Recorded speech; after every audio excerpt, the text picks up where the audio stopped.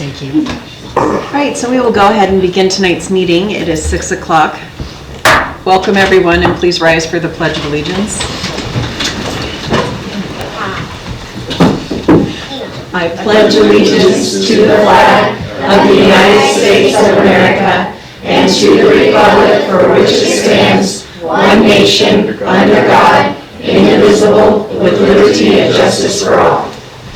You may be seated. Thank you.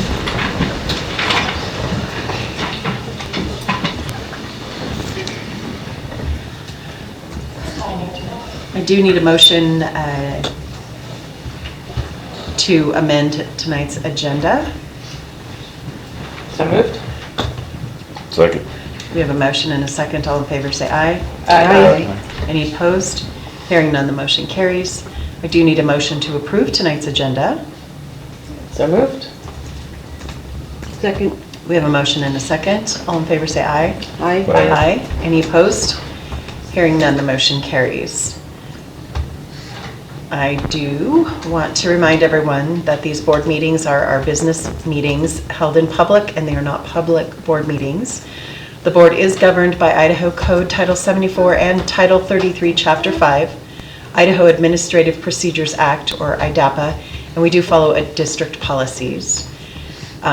For public input, it is a time for the public to express themselves to the board. It is not a time to engage with the board, nor is it a time for questions and answers. The board, in its discretion, may ask clarifying questions to ensure it understands the input provided. However, no discussions or conversations take place. Public input is civil and respectful. Address the board, please, not the audience. Address issues, not people. And we will do our best. Everyone has 3 minutes. Should we decide that more time is needed, the board has the right to grant that to you. Please refrain from applause, sniggers, whispers, quiet comments, etc. when people are speaking or when they're done speaking. On that note, we will move into the trust presentation for Spirit Lake Elementary.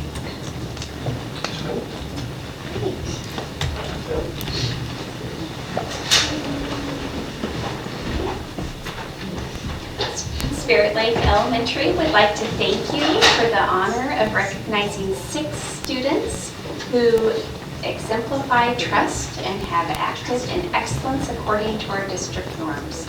At Spirit Lake Elementary, we strive to be respectful, fair, caring, industrious, responsible, trustworthy, and to be good citizens. Today, I will tell you about 6 students that are a model of these qualities.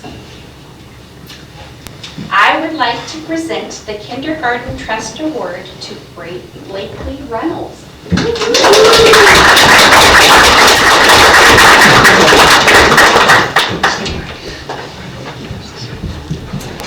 Blakely Reynolds is a bright and dedicated student who consistently models the values of trust in our kindergarten classroom. She shows respect by listening attentively, following directions carefully, and treating everyone with kindness and care. She is always willing to lend a helping hand to her classmates and consistently does what is expected of her, setting a wonderful example for others. As a kindergarten student, she works confidently both independently and in group settings, always giving her best effort. She makes thoughtful choices, cooperates well with her peers, and approaches each task with a positive attitude. Her hard work and kindness help create a welcoming and supportive classroom where everyone can learn and grow. She is truly a positive role model in our school community.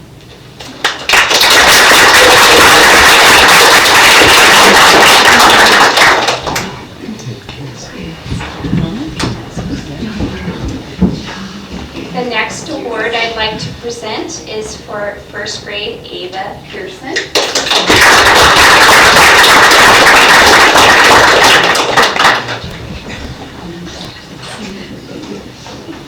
Ava truly lives out what the Trust Award represents each and every day.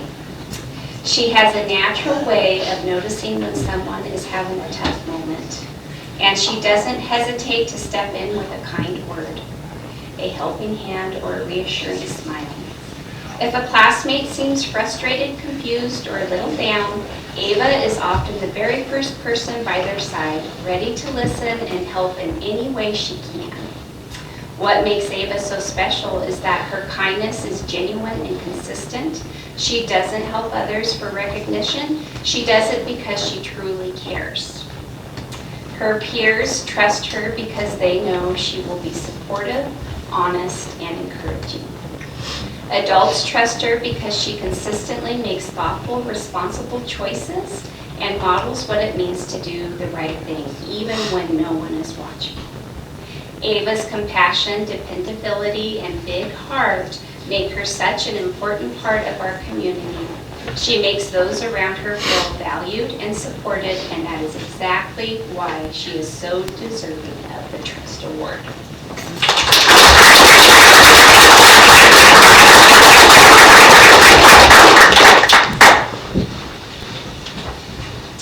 Next, I would like to present the second grade Trust Award to Evelyn Thompson.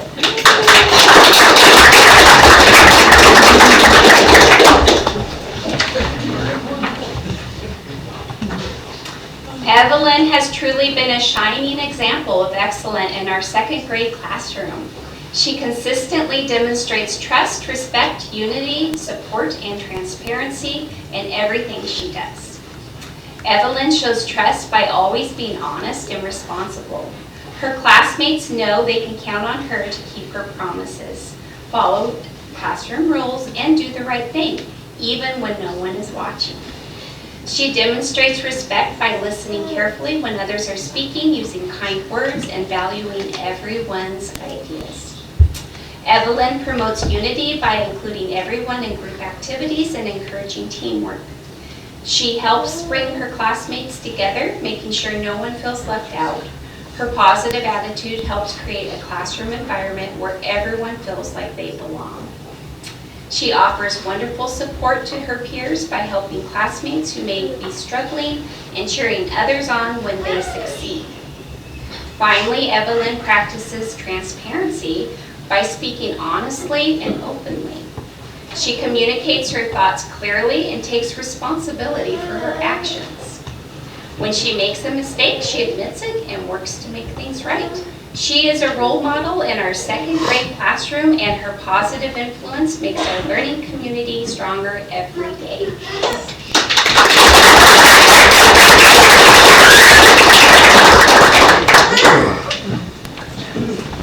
Next, I will present the third grade Trust Award to McCoy Beckman.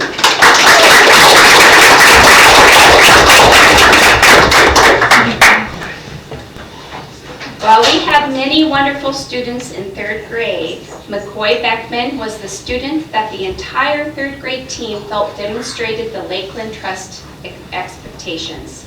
McCoy consistently demonstrates the qualities that make our community stronger, kinder, and more supportive. He shows a genuine eagerness to help others, often volunteering without being asked.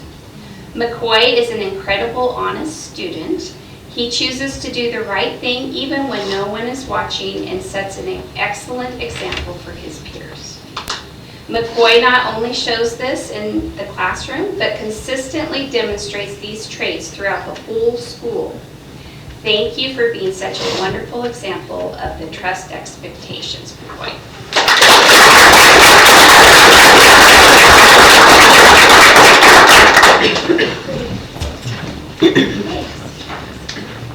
So our next one is for our fourth grader Riley Canfield, and he is actually at Battle of the Books tonight. Oh. So he's busy doing that, and he's going to do a great job. But I would like to read about him too.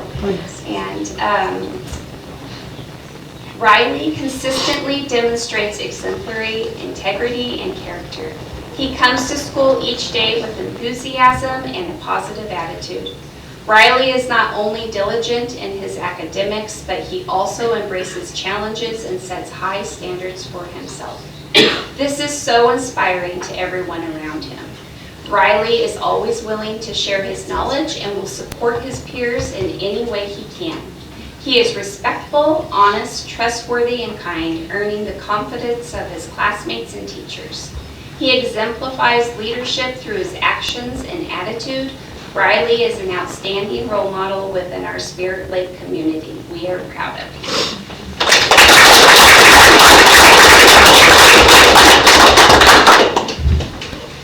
And our next student is our 5th grader, and she's also at Battle of Books. Sophia West. Sophia demonstrates an exceptional work ethic, a high level of personal integrity, and a genuinely kind heart. She is remarkably reliable, following through on her responsibilities with maturity and care. She completes tasks on time, meeting expectations, and taking initiative when needed. Whether she is tackling academic tasks or supporting her classmates, Sophia approaches everything she does with thoughtfulness and dedication. Sophia works well with all classmates, making sure everyone feels included and supported in their learning. She brings empathy and kindness to every interaction. Sophia contributes to a positive classroom environment and has a positive impact on both our classroom and our school community.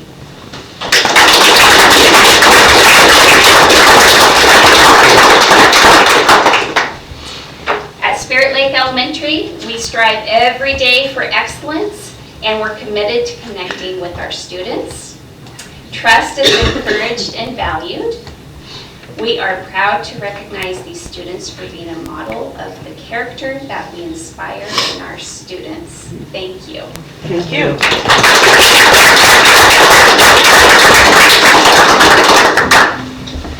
Thank you, Ms. President, Han and Mr. Bill. If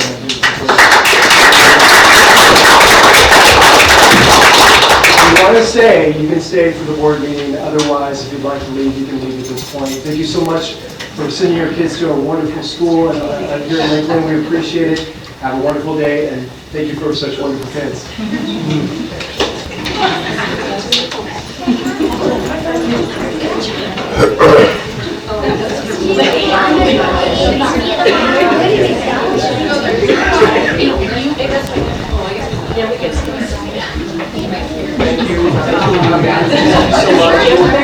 you. Congratulations. Thank you for coming. Thank you. Congratulations.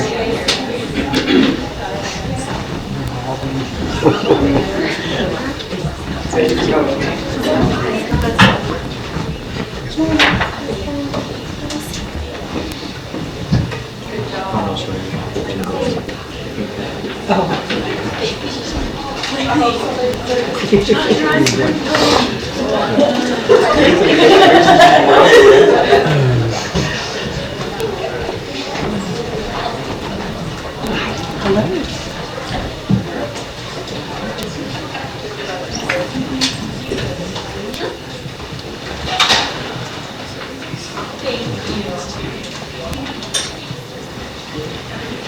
All right, so we will move on into public input.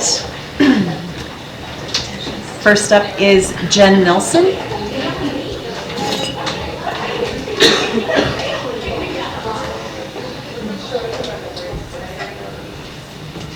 have a little bit to say here.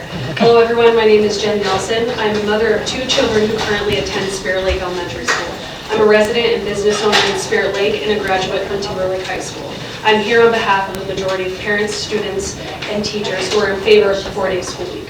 I regularly provide services for parents, teachers, and students in our community and have found that we agree a 4-day school week is the most beneficial for our district.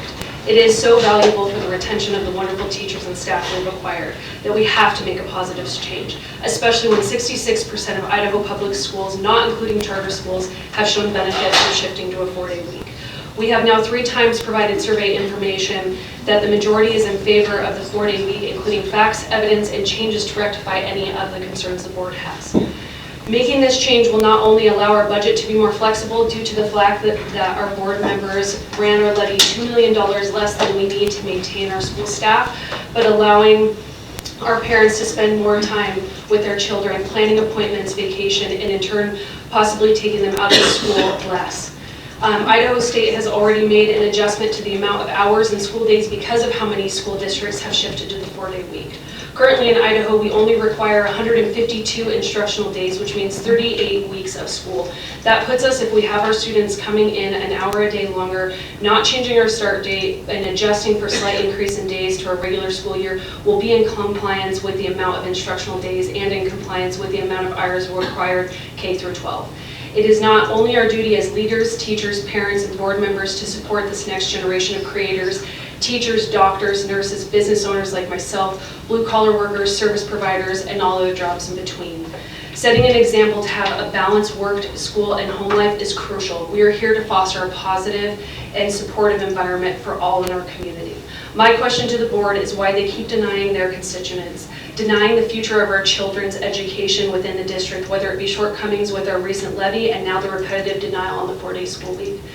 The actions and choices some of our board members have made seem to display a disheartening and a disservice to what our children's education has to look forward to.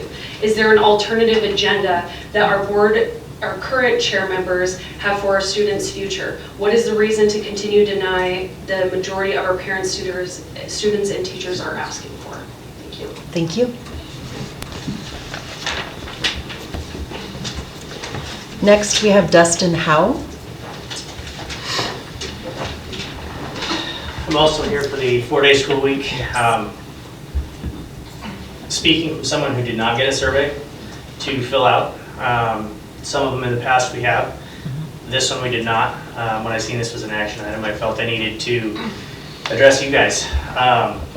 First and foremost, my kids are young. They are in elementary school. I live in Spirit Lake. They go to Athol Elementary. If you're asking why they're in Athol Elementary, it's because of the base program. We had to emergency transfer our oldest daughter because the base program became unavailable the year that she started school. With a 2-income family, it's near impossible because there are no daycares out there. There's nothing there. We just went through it. We had to go on a wait list to get our youngest into Sunrise. And we had to go on a wait list 6 months ahead of time to do that. We are scared to death what we're going to do in the summer this year because we lost our previous care for our older 2 children. They can't go to Sunrise, they're full. Plus they don't take older children. So that is a big thing for our family. The other thing is my dad was a teacher, vice principal, athletic director, coach, principal, administrator in 3 different schools in Idaho, 2 in Idaho, 1 in Oregon. When this came out, I specifically asked him about it if he'd ever experienced it, because he has experienced it both ways. What I was told, and part of the reason he got out of teaching, was teacher turnover actually increased with a 4-day week. The elementary students, the teachers came out and said that they were reteaching a lot of these same lessons on Monday that they taught on Friday because the students were disengaged for too long. That was his experience with the 4-day school week, which is my #1 concern. Number 2, obviously, is the care of my children on Fridays. My wife and I both work. I work 3 jobs. She works in Spokane Valley. So we are not going to increase our family time on a 4-day week. It will put more stress. It will put more financial burden. Based on the numbers I was given initially, if the base program is offered in that area, for our 2 children, it will cost $35 a day each. And that, over the course of a school year, an average school year, turns out to be $1,250 per child. So I have 2 children. Okay, there's going to be a time where I have 3 children in elementary school at the same time. This financial burden is very large for my family. It's life-changing. So I just want you guys to definitely keep that in mind. And lastly, we have a quick Google search tells me we have 4,500 to 4,600 students enrolled in Lakeland School District. We have 1,660 surveys. We got to figure out a different way to poll people. I know there's a bunch of people that are for this and there's a bunch of people that are against it, but I don't feel like 1,660 surveys is enough to make a decision for that many missing families. That is my opinion, and I appreciate your time. Thank you. Thank you. Next, we have Danny Cole.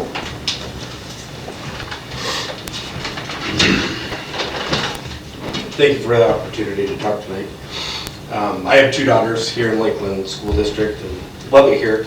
I'm here to talk in support of going to a 4-day school week.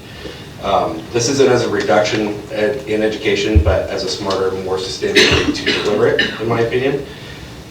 First, this is about attracting and keeping great teachers. Many Idaho school districts have already gone to this method, and it really helps reduce the turnover that I've seen with teachers and helps attract teachers, especially how do you compete with Washington wages, right? And so you have to have some sort of a draw here. And, you know, there's not an appetite for increasing levy dollars. So we got to get somewhere, okay? I understand every situation is different, but, you know, at the end of the day, student outcomes and the overall school environment are really the most important thing. And I'm sorry I'm nervous. I have a moral fear of public speaking. You're doing great. I hate it. I absolutely hate it. But honestly, if it tells you how much I really care about this, I wouldn't be doing this otherwise. So anyway, schools that have gone to this method, it has been shown that they actually experience less behavior issues, lower dropout rates, and better attendance. And ultimately, at the end of the day, that's what we're here for, is student outcomes. So, third is really about the time that we use in the classroom. A 4-day week doesn't mean that we reduce learning. It means that we use time better. Longer class periods allow teachers to go deeper into lessons with fewer interruptions and transitions throughout the day. That leads to more effective instruction. Now, I understand there's a lot of back and forth, and everybody has a different situation. You know, a longer school day for kids is an objection. Honestly, the amount of time that is increased, 25 minutes for an elementary school, 40 minutes for a high schooler, I don't know transitioning into a new school year that they would really notice that big of a difference. I know I wouldn't have at that age, and I would have gladly traded a day off at the end of the week for that. But many of the other objections I've heard, and I don't want to be callous, but many of the other objections are outside of the classroom. And really, at the end of the day, I want to encourage the school board to really focus on what is within the school board's purview, which is the schools, right? That's what you have the ability to actually control. So if this is a tool to be able to allow us to be more fiscally responsible, be able to do more with less, and achieve as good, if not better, educational outcomes, I think it's more than worth doing. So at the end of the day, I appreciate the opportunity to talk to you. Thank you, and I hope you consider moving forward with this idea. Thank you for your time.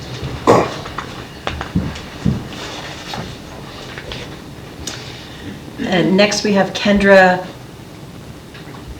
Wetz. Thank you. Whites? Okay. German pronunciation is Weitz, but I married into it. Okay. My name is Kendra Weitz, and I'm a mother of a 12-year-old boy here in one of the elementary schools. I'm also a regular volunteer in our community at the elementary school on a weekly basis, sometimes daily. I'm the treasurer of our PTU, and I'm there every week, at least on every Wednesday. I also help run the Bathroom Food Bank. When I consider the 5-day versus 4-day school week, the thing that is most important to me is the education. And I tried to do a lot of research to find out the data that would support the transition from a 5-day school week to a 4-day school week to see if it would increase the learning of our children. Well, I found information, closely, in support of a 5-day school week, more in support of a 5-day school week. Both are still learning, just not learning as well as they would in a 5-day school week. To me, when I think about children learning, with their short attention spans and shorter class days for them, and being able to go home. And I spoke with Jeffrey Broadhead, thank you for taking my phone call and discussing this with me, a better one-on-one. And how our brains process information, and how when you learn, it goes into the hippocampus of your brain, and then children go home during their rest and sleep cycles, and is when it transfers to your more long-term memory. The shorter learning periods over many days is better for their brains and better for learning, which to me it makes more sense. If that worked in a 4-day school week, my family could do it, and I'd love to have my son around another day, but I don't find it's actually supporting the learning and the education of our children. When speaking with teachers in my school, speaking with clients of my food bank that have kids in the school district, it's going to create an absolute hardship for the families that are trying to work and get by. I cannot foresee leaving my 12-year-old son at home alone on a Friday. And I'm looking at the high school, could be done, I can see, but I can't see it with our elementary schools. I can't see the structure within our community to substantiate that influx of children that are needing childcare. There's a lot of people struggling in our communities. I see that at the food bank on a daily basis. So I kind of try to take a broad picture of it overall, but I logically cannot find the pros to support a 4-day school week, where I can see the pros for a 5-day school week to continue. So, Thank you.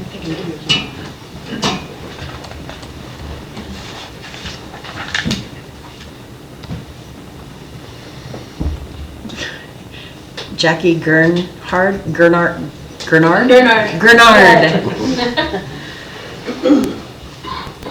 Good evening, Board of Trustees. My name is Jackie Gernard, and I teach PE at Spirit Lake Elementary, where I also have a 2nd grader, and I have a 7th grader at Timberlake Middle School and an incoming kindergartner.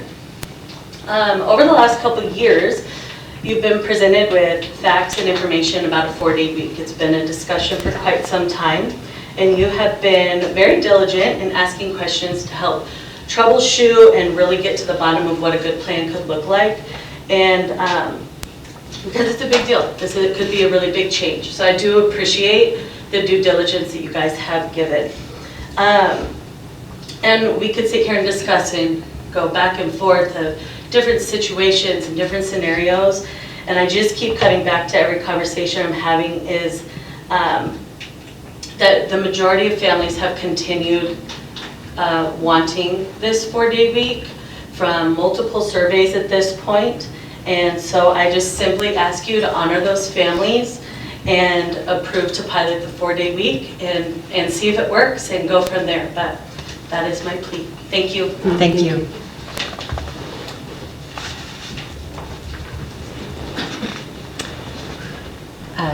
Bree Brown. Hi. Hello. Good evening. Pull this up fast. I write this letter with deep respect for the responsibility that you guys carry and with a sincere desire to advocate for the students that we all serve. I am the mother of 2 wonderful boys in our district, and I'm a teacher at John Brown Elementary. I started teaching in the district recently, and I already feel very much at home. Our school is a welcoming place for students and their families. We are also a Title I school facing many unique challenges that continue to grow. I implore you to carefully consider what a 4-day school week will look like for the students and families at John Brown and our district.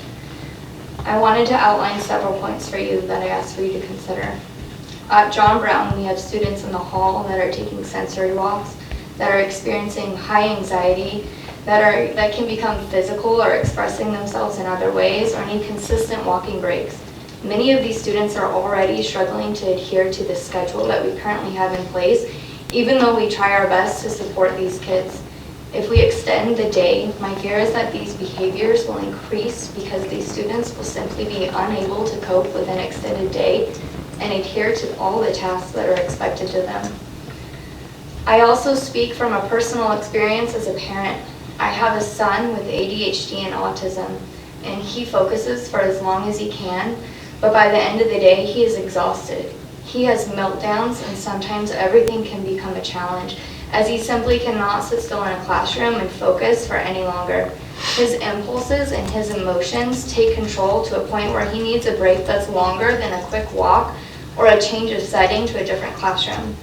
If we extend the day, children like him will be expected to sit and focus for even longer periods of time, something that is already extremely difficult for young students, especially for those on the spectrum.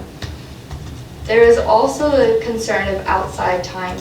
If the school day is extended, many children will have very little time, if any, to play outside before it gets dark during much of the school year. Children who need that movement and that fresh air will lose that important time. And I believe that this could increase behavioral challenges and declining test scores. I recently watched a documentary called The Death of Recess, which discussed how children learn best when they have the movement and the time outdoors around the grass and trees. And this is why teachers often incorporate kinesthetic learning and movement into lessons to help students retain information. My sons, they need that time to be outside each day, simply just to be children, to play make-believe, and to learn from nature after spending the day in a classroom learning. I also firmly believe that a 4-day week will not make our school more attractive to future certificated and classified staff. Our classified staff cannot work reduced hours without benefits. Many of them will likely leave not because they want to, but because they cannot afford to. It is already difficult to find classified staff, even with benefits. When I try to imagine what next year would look like, I'm concerned. I do not see people lining up to work in a school as challenging as John Brown without the stability of benefits. Veteran teachers may retire or look for work elsewhere, leaving Lakeland with a large number of young or inexperienced teachers who will have to navigate the aftermath of this decision. If we are unable to secure enough classified staff, certificated staff will be forced to wear many additional hats, and I worry how sustainable that will be. Additionally, if we were to lose too many classified staff members, I wonder if the district would be at risk of not meeting IEP service requirements for those students who depend on those supports. Schools also provide food security and a safe place for students. For many children, school is their only consistent place with positive role models and friends.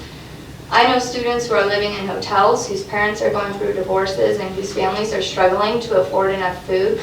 For many of these families, academics are already difficult to prioritize because they are simply trying to survive. If we add another day at home, many parents will struggle to find childcare while working. I have heard in several communications that childcare may be available on Fridays, but it is not free, and base is expensive. I can't even afford to send my own kids there. Post Falls has Boys and Girls Club, but many of our families, and especially in our Title I communities, they will not have that option. Telling families that their children can no longer attend schools on Fridays, a safe and supportive place, and must instead look for another location or remain home is heartbreaking. So I ask you if we would be doing more harm than good. In my 11 years of teaching, I have visited students' homes where children sleep on couches or mattresses on the floor. Some deal with lice repeatedly or come to school with cockroaches in their backpacks. Many of these children are experiencing significant trauma. And for some of these students, home is not a healthy or safe environment. An extra day away from school may expose them to even more instability. And this is the reality for some of our Title I families. Please look carefully at the data and the reasoning behind this decision. Is it truly what is best for students, or simply what neighboring districts have just chosen to do? Just because something works for one district does not mean it will work for ours. Each district, each school, each classroom, and each group of students is different. Please remember the incredible classified staff who support our schools every day. They are the backbone of our buildings and care deeply for our students. Most importantly, please consider the impact this decision will have on our most vulnerable children. I implore you to put the students first. Please do not overlook the voices of students. We serve them first, and many of them are saying no. Please let their voices be heard. Thank you. Thank you. Is there anyone else that has filled out a request to speak to the board? They were at the table out there and haven't been able to give it to the clerk yet. Okay, well, that will conclude public input. We will move on to reports. First is the superintendent report. Are there any comments, conversations, questions about the report that was provided? I don't have any. No. Okay. Next, we have the assistant superintendent report. Comments, questions, or conversations about the assistant superintendent's report? Nope. I did have one quick question. On the report card that you gave us, could you just explain, I see the variations on the kinder, first, second, and third, but then you have report card proficiency. Are those just, I'm trying to resolve the proficiency with what was reported. Yeah, that's a great question. Jake Massey, Assistant Superintendent. For those of you that don't have the document in front of them, we're taking a look at words correct per minute and letter sounds that are reported by trimester at the elementary level. There is a tab there that we use as a guidance for basically what are our cut scores for proficiency at each grade level. And so you can see, like, for example, in the first grade column, we're now assessing correct words per minute. That's why it's labeled that. And then first trimester, you can see 15 is proficient, 14 to 10 is basic, etc. So just it gives you an idea of where we land. And so the percentages, like if you flip over to the first grade tab and see that, you know, our first school there in the first grade tab is at 88% proficient. That means that 88% of those students are reading 15 or more. Second trimester, so it'd be 40 or more. Or 40 correct more, words per okay. minute. Okay, thank you for the clarification. I was trying to figure it out, going, what are we looking at? So, Yeah. thank you, I appreciate that clarity. Absolutely. Any other comments or questions? Okay. Moving on to the financial report. Do we have any comments or questions on?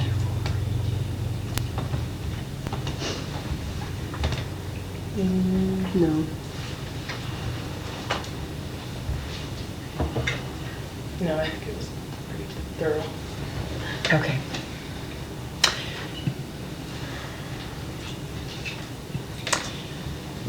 I have a quick question.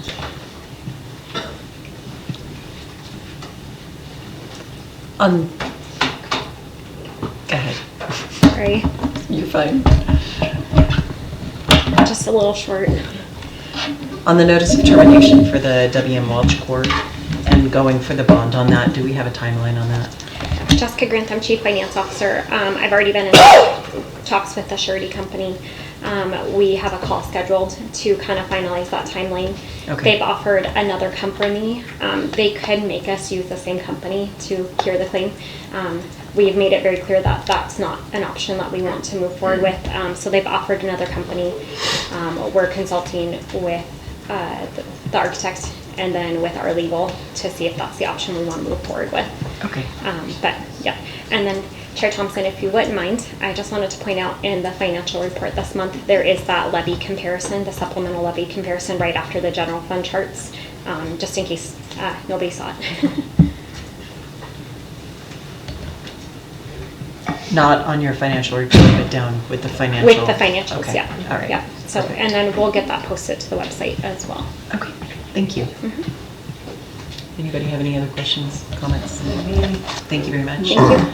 Moving on to the facilities report. Do we have any questions, comments, or conversations? A quick comment. The notched 2x4 was supposed to be temporary. Oh, it was. And you guys were supposed to contact the city when you were done with getting the backflow part completed so that they could come back and do the permanent fix for that. Perfect. Just, I asked.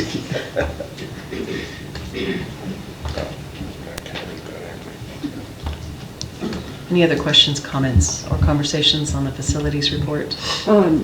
Yeah, I just had one real quick. Is there any cost to the upgrade that they have to do for the transformer? Temporary power, I assume is why they have to change that out? Yeah, Tim Hague, Facilities Director. Avista just called and said it's just old and antiquated, they just have to switch it out. Okay. So there's no cost to us, it's just a maintenance thing? Correct. Okay, perfect. More of an update than, Okay. I have no other questions, that was it. Okay. Thank you. thank you. Any conversations to be had, questions on the transportation update?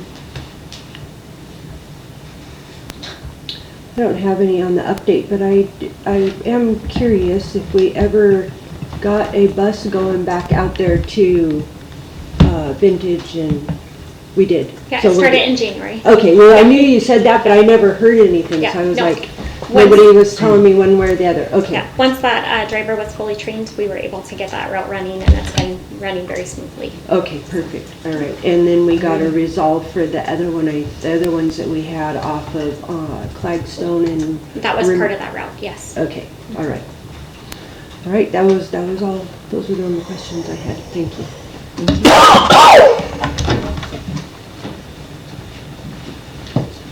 All right, moving on to the consent agenda.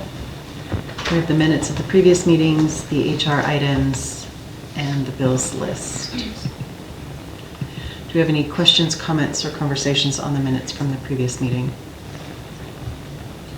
I don't have anything. Mm-mm. Okay. I would like to point out that there will be a correction on the March 4th meeting minutes, item F5. The motion was actually by Trustee Bain to approve the invitation to begin negotiations with the LEA, not the interest-based bargaining with the LEA. Oh, correct. And that correction was caught by the clerk, but I just wanted to make it public record. So thank you for catching that. All right. Any conversation or questions, conversations on the HR items? Anyone? I do not. No. On the bills list? Bill list? It should be bills. Any conversation, questions, anything to be had?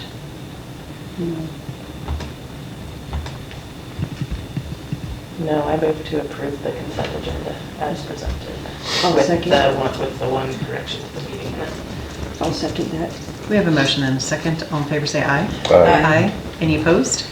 Hearing none, the motion carries. Moving on to the action items, we have the 2026 football equipment use by Timberlake that's being asked.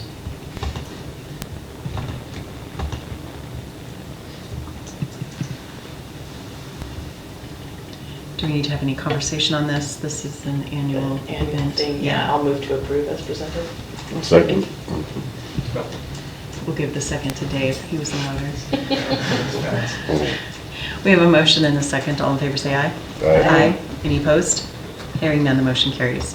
And I would ask, could you reach out to LHS to remind them that they need to bring that forward as well? Thank you. Moving on to the THS prom date and venue.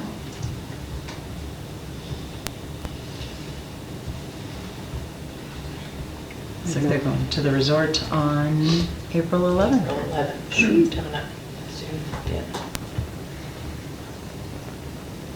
Any conversation on this? Comments? No. Okay. No. Hope they have a good time. I'll move to approve. I was just gonna say it. I'll second. We have a motion and a second. All in favor say aye. Aye. Any opposed? Hearing none, the motion carries. Moving on to the spring sports schedules.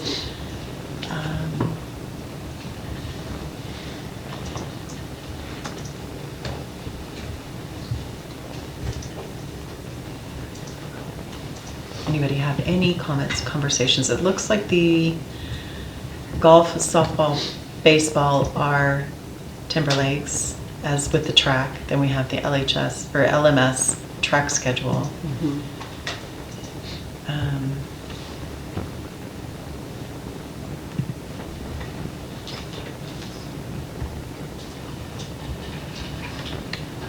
Okay, so I think, just for clarity's sake, because the last item, the spring schedules for Timberlake High School Board Agenda Item Request, is Yeah. specific to Timberlake only, but no, we also have the LMS track schedules that didn't get a request. So I would ask when we motion this that we be inclusive of Timberlake and Lakeland Middle School. Just to acknowledge that because it wasn't on the request form. I will move to approve all spring sports schedules as presented. Perfect. Second. We have a motion and a second. All in favor say aye. Aye. Aye. Any opposed? Hearing none, the motion carries. Moving on to the FFA 2026 State Convention.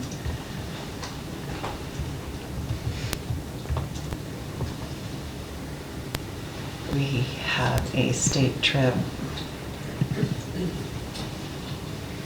Do we have any conversations that need to be had on this? Move to approve. Second. We have a motion and a second. All in favor say aye. Aye. Aye. Any opposed? Hearing none, the motion carries. Good luck. Moving on to the TJO and M MOU. Okay.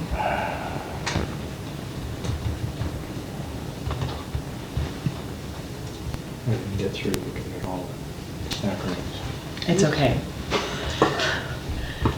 I'm not sure. Okay. So Tina Johnson is asking to enter into an MOU for orientation and mobility instruction services. MOU is Memorandum of Understanding. Understanding. One acronym I didn't throw out for you, I'm sorry.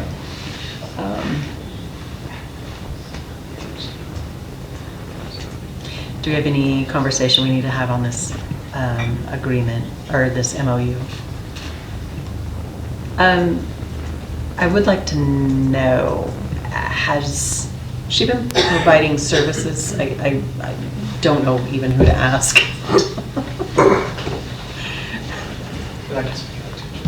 She has not, which is why we're looking to enter into an MOU. We need to include this in IEPs for a certain set of students. Okay. She is the only one in the North Idaho region that can provide these services. Okay, I was just curious because we're so late in the game. Yeah, no, Why? so we have come to the agreement that this needs to be done for these students, and so that's why we're moving forward with it. Okay, all right, thank you for that Yep. clarification. Any further conversation or questions? No.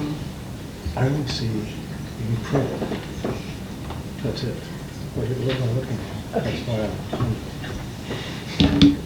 Right. Okay, if you go back up to agenda item.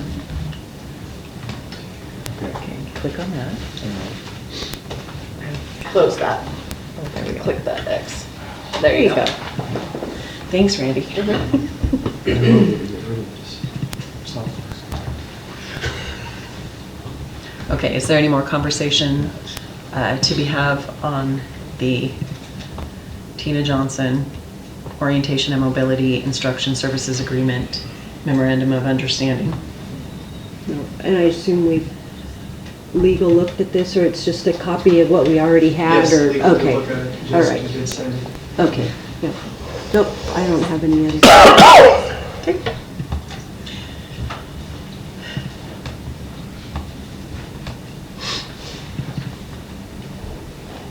Are you entertaining motions? I am. I'll make motion to approve the MOU as presented. Second. We have a motion and a second. All in favor say aye. Aye. Aye. Any opposed? Hearing none, the motion carries. Moving on to supplemental materials. Wow, looks like we're nearing the end on these. Nice short list there. Nice. Do we have any conversations, questions on the supplemental materials? No, I will move to approve as presented. Second. We have a motion and a second. All in favor say aye. Aye. Aye. Any opposed? Hearing none, the motion carries. We have a school closure certification.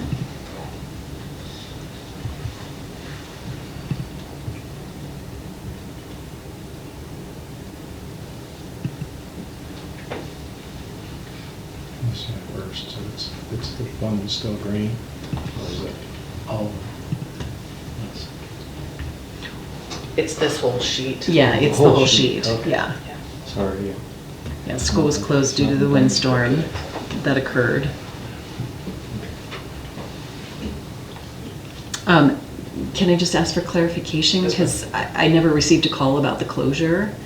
Are we not doing that anymore? So what I did is, when I did the Skylar, I asked that the board be notified, and you can select it on there, so I'm not quite sure why you wouldn't be.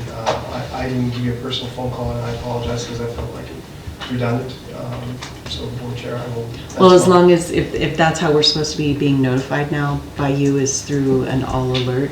I just wanted to make it very clear that you were, and through the Skylar, and by all means, I'll call you if that's what, if it is that, so. Okay.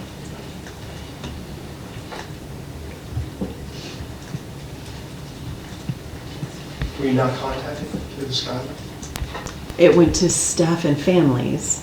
There's a section on there I can select specifically to the board. Well, And if that's yes, the case- I received an email, but addressed to staff and families.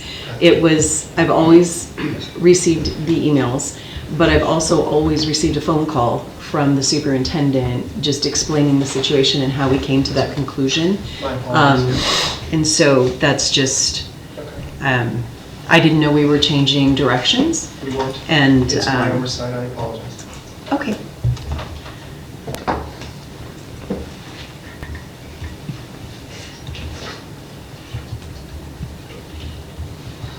So do we have any questions on the emergency closure? No, I'll move to approve. Second. We have a motion and a second. All in favor say aye. Aye. Any opposed? Hearing none, the motion carries. Moving on to the proposed zone changes.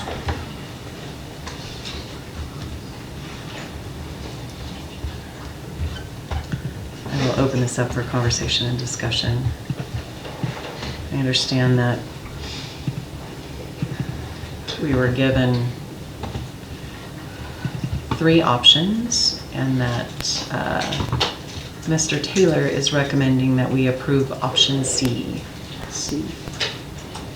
Which includes the 1.5-mile walking zone in Garwood to exclude it, and includes the Deerfield area.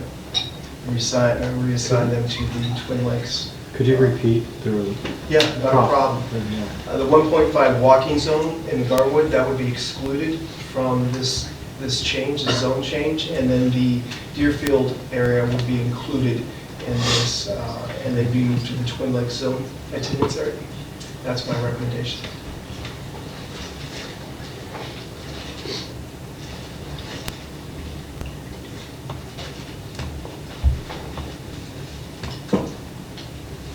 Based on all the conversation we've had,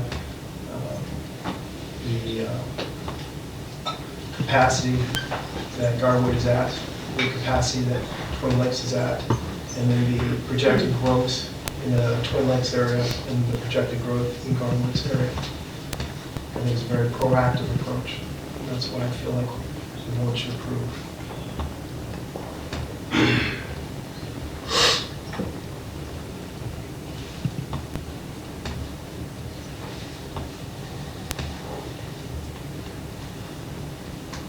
So how did we get here, I guess? Can you give us a little background, like a presentation Yeah, of, of course. you know, how did we get here? So, And is this ongoing? What happens like next year if one school, you know, now Twin is over full and Garwood's not? You know, I don't know how we got here. It was just something that happened just this year, or? Chairman Grissom, great question, by the way. Remember, obviously, I came in and I was presented that the zone change was, the Garwood zone change was discussed last year. Zone change to Twin Lakes. I guess it got to a point that there was a open house presentation, feedback at Twin Lakes. From there wasn't a lot of momentum. I guess the levy, supplemental levy took precedence, and previous administration felt like it was best to just kind of leave it alone. So it enters me. Discussion was with the assistant superintendent, Jake Massey, former Garwood principal, and he just said, hey, look, this was kind of stopped, and we understand why, because the focus was on the supplemental levy, which it should have been. And he was asking, can we take a real good look at this and revisit it? And I said, by all means. I formed a subcommittee of the Long Range Planning Committee. I include our Twin Lakes principal and Mr. Massey, and also our Garwood principal. And we, along with others, and we just went through the functional capacity, and we looked at it and reviewed the information. We saw, obviously I go to the schools on a pretty regular basis, and you can see that there's 3 classrooms that are open at Twin Lakes, and you can see that classroom sizes are, with students is between anywhere from 25 to 30 kids per classroom, not all of them, of course. And so we can obviously see that there is a need for, based off of the information, functional capacity, and obviously your own observational data, that we need to make a move. As in making the move back to next year, I would tell you that as a superintendent, the last thing you really want to do is the zone move unless you absolutely have to. And I feel like at this point, I want to bring it to the board. Per our subcommittee and our long range committee recommendation, where many people have been involved in this discussion, I feel like, this is a necessary need. And more importantly, as I said before, that it's a very proactive approach because we're following the data. And we also want to maintain those small classroom sizes that the board has been very adamant about. So that's why I'm recommending that this be approved. What's the class size in Timber Lakes? In Twin Lakes. I'm sorry. That's all right, good question. I can't, it varies. Compared to the 25 to 30? I would tell you it's probably, I would say average 20, 23. And of course, Jake, if you want. Mrs. Melton, can you speak to that, please?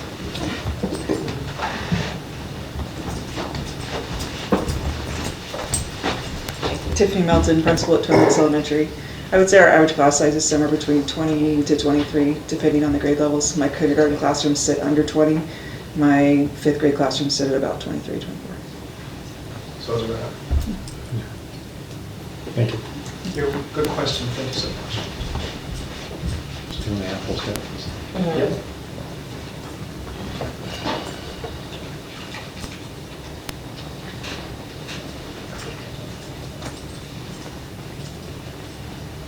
So did we answer all the questions that came in? I'm looking at some of these questions where the parents are concerned about using base, and their kids have been in base at Garwood. Some are concerned in their perception that we have students, out-of-district students in Garwood, and those that live here are being asked to move. They want to know why we would give precedence to out-of-district. I don't know if we do or not have out-of-district. We do. We do have it. Jake, you want to speak on that? Sure. Yeah, those are all really good questions. And I want to start by saying that this discussion is one that we want to have very carefully because these are families that are impacted. Sure. As Mr. Taylor pointed out, I have spent the last years at Garwood Elementary, and I know all of these kids by name, and they're very important to me, and their education is very important to me. And so we don't take it lightly. During the 2 open houses that we had at Twin Lakes, lots of great questions were asked. I would say the 2 main questions were exactly what you just said about open enrollment students, students who aren't zoned for Lakeland schools at all or aren't zoned for Garwood. And then also they asked the question of, is it just necessary to look at the zones for all schools? Are we too hyper-focused on this one area? What we do our best to explain with the out-of-district students is that since the law changed, I think it's 2.5 years ago now, and the new open enrollment expectations are in place at the state level, our hands are kind of tied in that that law was enacted in order to give freedom to families and literally protect space for them in public schools that they're not zoned for. And so whenever we're asked the question, is it fair? We have to say it's not always fair, but we are following the law in the way that it's written. That's a challenging thing, I completely understand. I believe by rezoning these students out of Garwood, it will actually help that problem a little bit. The reason being, right now, since Garwood is the largest school, they have 3 sections of every grade level, which means that inevitably they're going to have open sections that we are required by law to post are available for open enrollment. The larger the population, it's kind of a vicious cycle. You add more classrooms, there's more available seats, more people apply, and so on and so forth. By doing a rezone, we help kind of clean the slate a little bit there by reducing the need for as many sections of grade levels at Garwood Elementary and increasing at Twin, obviously, which we actually believe would kind of balance the scale. The parent concerns about are we prioritizing out-of-district students over zone students, I don't really know how to answer that question because it's absolutely unfair that we're in this position. I don't want to beat around the bush in that fact at all, but we're also following the law that we're required to with open enrollments. The other question that I brought up about wanting to rezone or asking the question, should we look at the whole district? We really lean into this functional capacity spreadsheet. And the fact of the matter is there are other buildings on that spreadsheet that also are problematic, but this is an area where we actually have a solution. In fact, we have 2 problems next to each other. We lean into the problem that Garwood is overcrowded, but in my mind it is just as much of a problem that we have an excellent building in Twin Lakes and a wonderful staff that's underutilized right now. And the fact that they happen to share a border, I think, is something that we need to really consider as a viable solution. All of the other elementary schools, and specifically elementary schools, are sitting at a percentage that we can live with. Right now, Garwood and Betty Kiefer are the 2 elementaries that are slated for the most growth over the next 5 to 10 years. And we can kind of visualize that out on the prairie, right? Even though Betty Kiefer is sitting a little bit low in their functional capacity, to me that makes sense to preserve that because we don't want to overload them and then have the growth just like has happened with Garwood. So I maybe rambled. I hope that answers your question. And on the base program, we're evaluating parents and the needs of those parents, and maybe if there is enough demand, then we would add the base program to Twin Lakes. But we first have to determine the need, and then we would go forward from there. Right, well, the problem is that they're already utilizing it though, and so that will be, they will lose it, right, until another need is determined.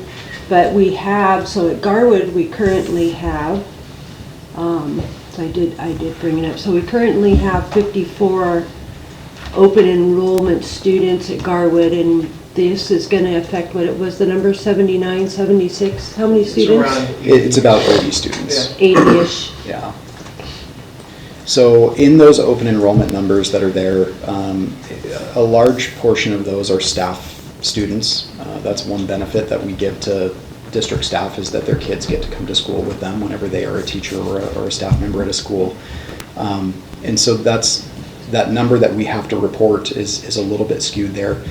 The other thing that makes it tricky with open enrollment is we have to report who is here on an open enrollment waiver, but the way that the law reads, students who have been here 2 consecutive years or longer are grandfathered in. So barring a big change like this, it's not like we have a mechanism to drastically reduce that number just for the sake of having a clean slate. So at Garwood, per each grade band, there are 3 teachers, is that correct? Correct. Okay. So it looks like the crowded classrooms are specific to 4th and 5th grade? Right, I would say 3rd. Or 3rd and 4th grade? Because we've got 82 and 84. Yeah, 3rd and 4th grade. I apologize, I don't have the numbers in front No, of me. no, that's, and I'm looking at them. Yeah, I believe I just was looking at the wrong columns. Yeah.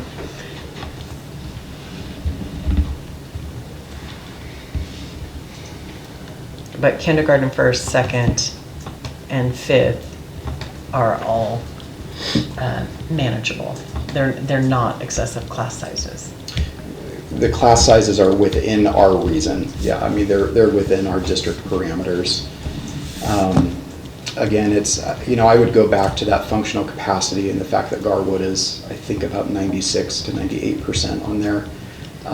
We just want to be prepared because we have seen that this is a cycle.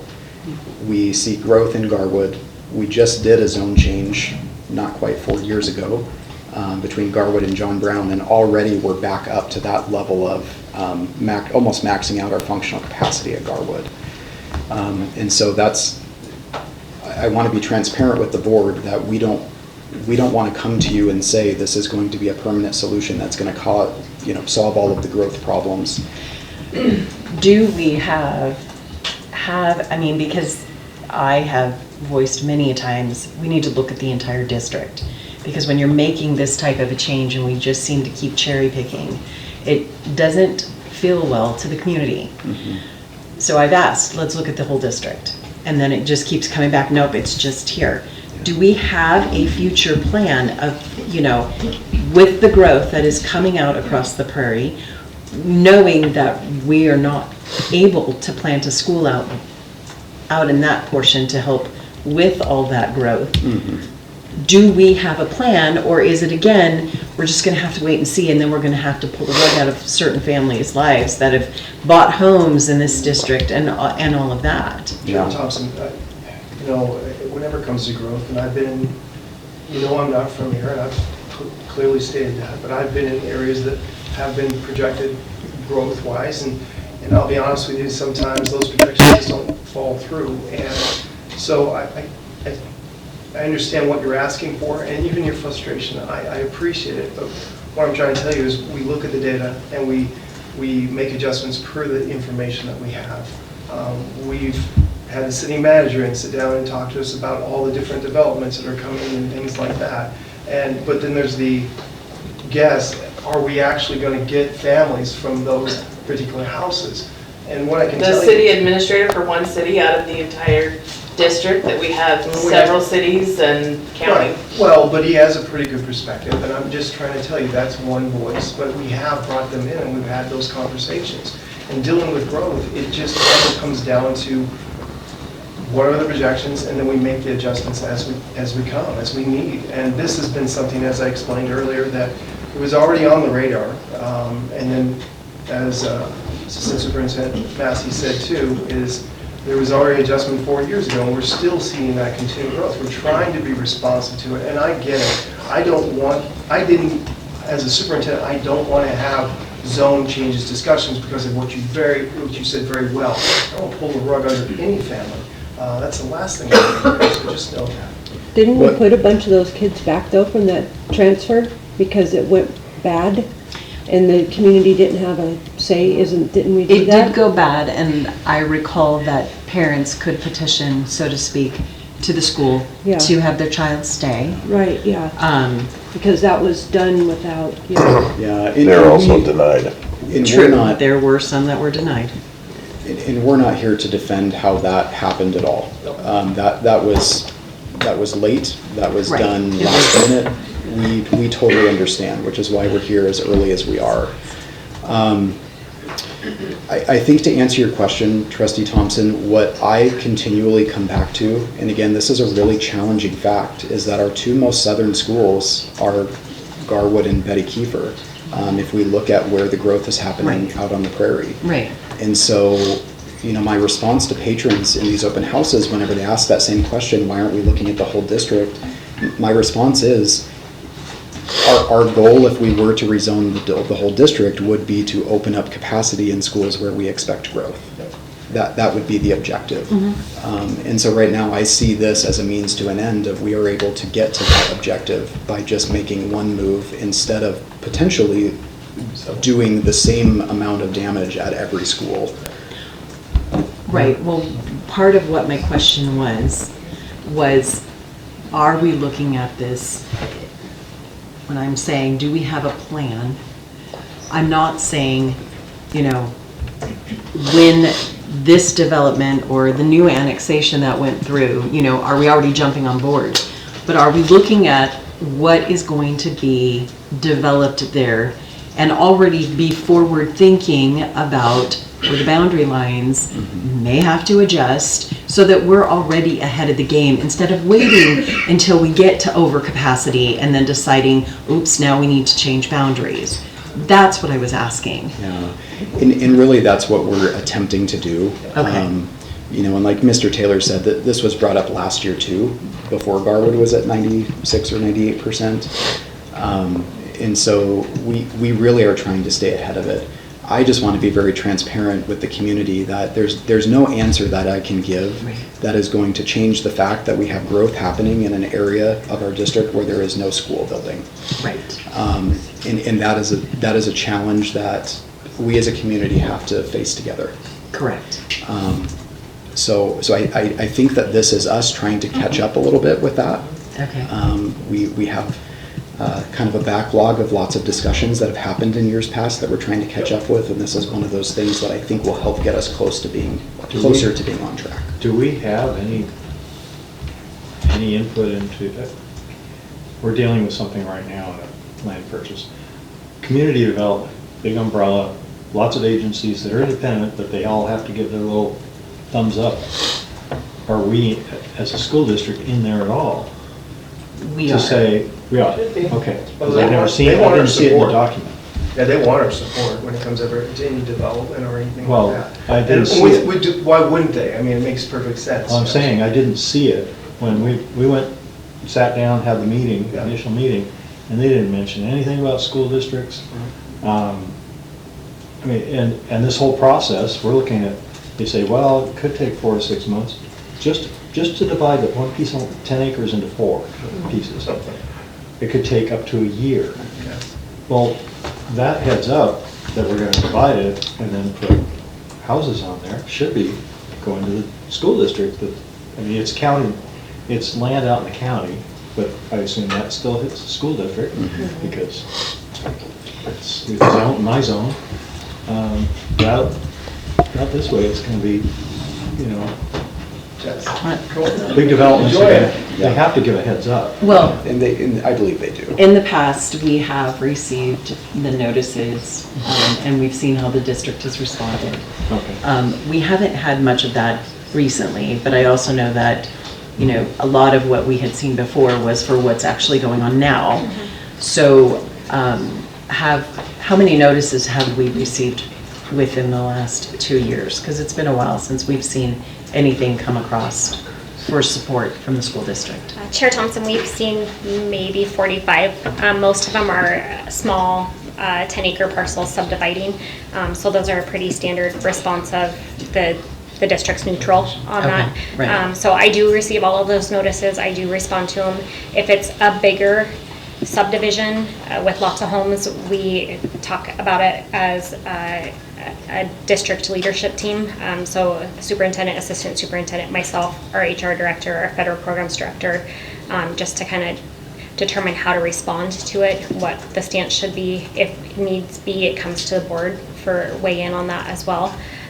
We just haven't had I think there's just been one in the last year, and our previous superintendent was the one that actually responded to that.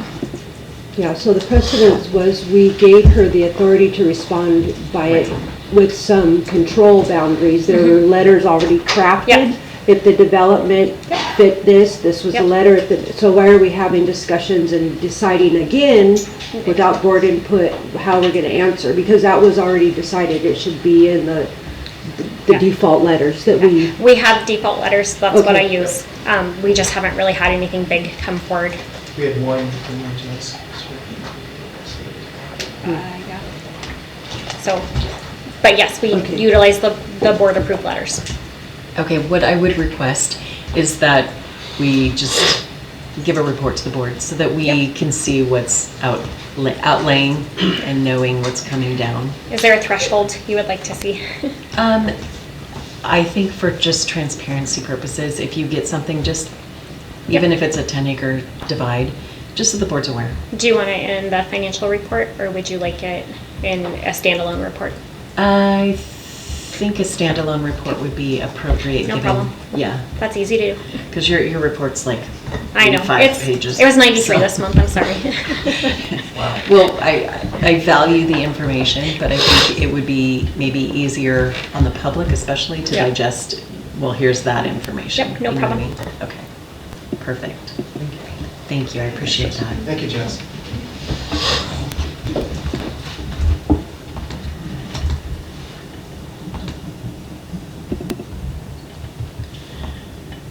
All right, any more conversation, discussion,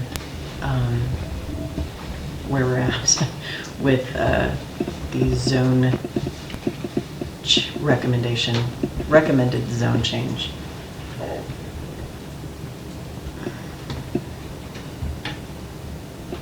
Option C is the, I don't fully understand what option A or option they're just lines. well, when you click on them, yeah, it wasn't. What is the, can you give a brief summary of what option A was, what option B was, and where we land on option C? Yeah, so option A is exactly what we looked at last year. Last year included the, essentially, it was north of 53, Okay. west of Ramsey, and Okay. then north of Ohio Match into that Chilco area. Okay. The problem with option A that we ran into last year is that quick grab of students included kids who lived very close to Garwood, like across the street. Okay. Would have potentially been rezoned. So that's option A. We developed option B from there since we now have our non-transportation zones, that 1.5 mile walk zone around each school. We would exclude the walk zone in option B, but take the rest of that section. The rest of that section is one clean bus route. And so it would be the exact same route with the exact same driver, exact same kids that would just go to a different school. And then option C is the same thing as option B, plus Deerfield, which gets us back up to that kind of target number that we had in mind of about 80 kids. It gives us about, 95% capacity. It would get us up to about 95% capacity at Twin Lakes, where they're not projected to see very much growth, and it would drop Garwood down to closer to 80% capacity so that they have some room to absorb the growth. In addition to helping with that target number, moving the Deerfield neighborhood would also be an increased efficiency with our transportation routes. Right now, we have a twin zone that actually crisscrosses with the John Brown zone to get to school, and we don't feel like that makes a lot of sense in the long run. Right. Just in trying to understand what was given to us on the option B was a zone map with walk zone change. Yep. So all of that blue with the numbers is Garwood, or was that what was moving? Can I pick it up on the? Yeah. Sorry, which one? Copy of zone map with walk zone change. Yeah, it's down at the bottom. This one. It's actually option, It's that one right there. well, actually, okay, yep, perfect. Okay. So Garwood Elementary is right here in the middle, Yep. the little purple dot. This brown area in this option, and what we're recommending, would stay zoned for Garwood. They do not receive transportation services through Lakeland. They are within the walking zone to Garwood. To us, it does not make sense to move them. All of this blue area, blue and green, is one bus route. That would be moved to Twin Lakes Elementary. I know the way that Rathdrum is laid out with the railroad tracks and with the pipeline, this Garwood and Twin Lakes seem very far apart, but you can see on the zone map, they're very close, which is why this is kind of a tricky issue. The only thing that this map does not show is the Deerfield neighborhood, which I believe is just, actually it might be right over here. It's right there. And that's about 12 to 15 students. Okay. So I guess if you go back to the board book, Delio, if you can go to option 3, which is zoning map Deerfield.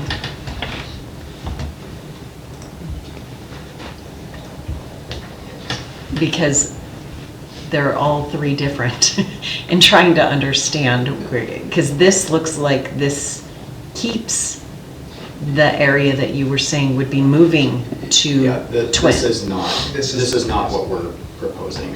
But that's option C. No. No. No, that just was the map for showing Deerfield. Yeah. So that's not option C? Because if it's option C and I click on it, Yeah, if and you that's click the the map link, I get. that's what comes up. That's, If So- that is the case, then we need to own that was mislabeled. I would reference the map that I just pointed out to you guys and add Deerfield to that map. But I think we just included that just to show that sliver of Deerfield. That was the only reason why. Yeah, it's the only one when it's where it literally says on the recommendation, additional items, option C, zone change, Deerfield, is that map. Yeah, because It's that map. Yeah. But you're saying it's not that map. I just wanted to show. We must have made a mistake. This is not the image that I would recommend we look at for the option that we're recommending. Okay, what is the image that you would recommend we look at? It was the last one that was on the screen. So the zone map with walk zone change. Walk zone change. So option B that we were given. Okay. Because this was our option B. Yes. Okay. Okay. I'm sorry. No, that's okay, because what's across the top and what's on, we're clicking, I mean, it's all a little confusing. So if we can just isolate to this. All right. This is what we are proposing, is that we would move this bus route that is shown on this map with the addition of Deerfield.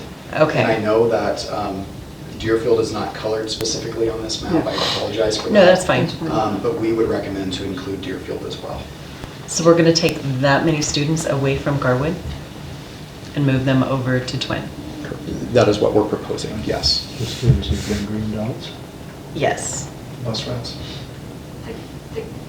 Each one of those green dots is a bus stop. The little dots are students, the big dots are the route, the Okay. stop Bus number. stops. The stop number Yeah. for the route, sorry. Yeah, yeah. Just to clarify. it's not the number of students Right. that are in that. Yeah, the total number was, what was it again? 80. About 80 kids. Yeah.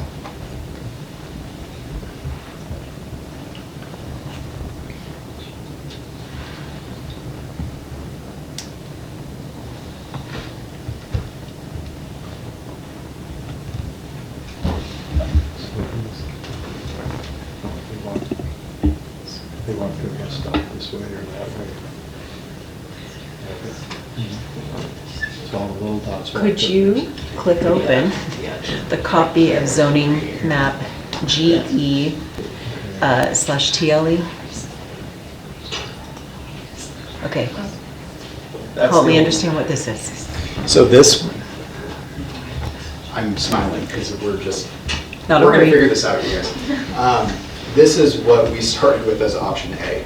Okay. So this is what we looked at last year, and you'll notice that the blue line for that proposed change Right. is right at Garwood At Garwood, Elementary. right, okay. And so what has changed is that brown walk zone in the other image kind of insulates and protects those walk zone students from being rezoned. Okay. So, given the proposed growth, this is ideal. I would hesitate to use the word ideal, just given the challenge of the whole situation. I believe wholeheartedly that this is the best case scenario for us at this time. I know that none of those families would agree that it's ideal, and we want to be My sensitive. concern is doing this and then 2 years from now, taking the time to sit down and rezone the entire district and moving these kids around again. And so, therefore, I am going to make the motion to deny the zone change. I'll second. All right, so we have a motion and a second. All in favor, say aye. Aye. Aye. Aye. Any opposed? Okay, what was your question to ask? Which one are you denying? A? All of it. All of it, okay.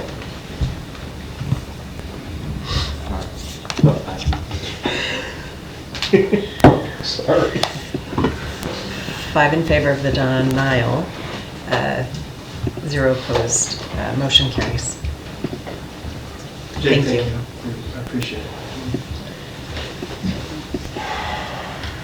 All right, moving on to the 4-day school week.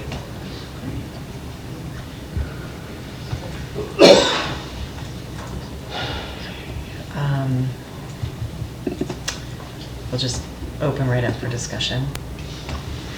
'Cause I know there's a lot. Madam Chair, I am motion to approve a pilot 4-day week based off of the committee. You don't get to make motions, sorry. I recommend it. Yes, I like you to can do recommend, that's fine. Yep.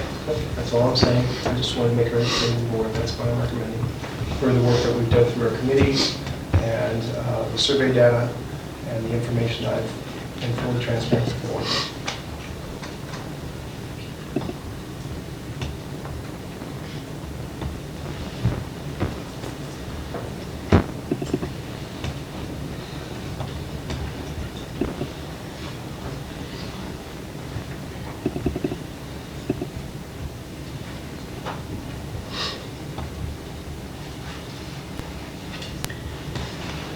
One of the main problems I see with this is I don't think pilot is a good word. Like, that's a lot of change to put people through, to pilot something. We either would do it or we'll not do it. I have to say, personally, you know, it doesn't really matter to me. I have experience with both 4 and 5 days. Smaller school district with the 4-day.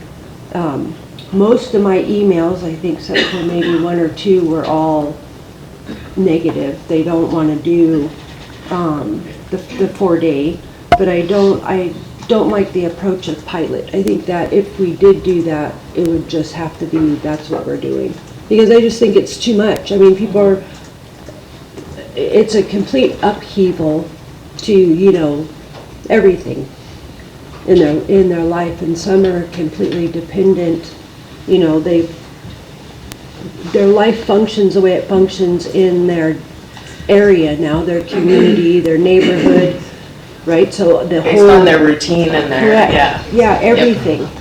Yep. You know, and I know people that do the 4-day, both students and professionally. You know, it is a lot of hours. It is very early.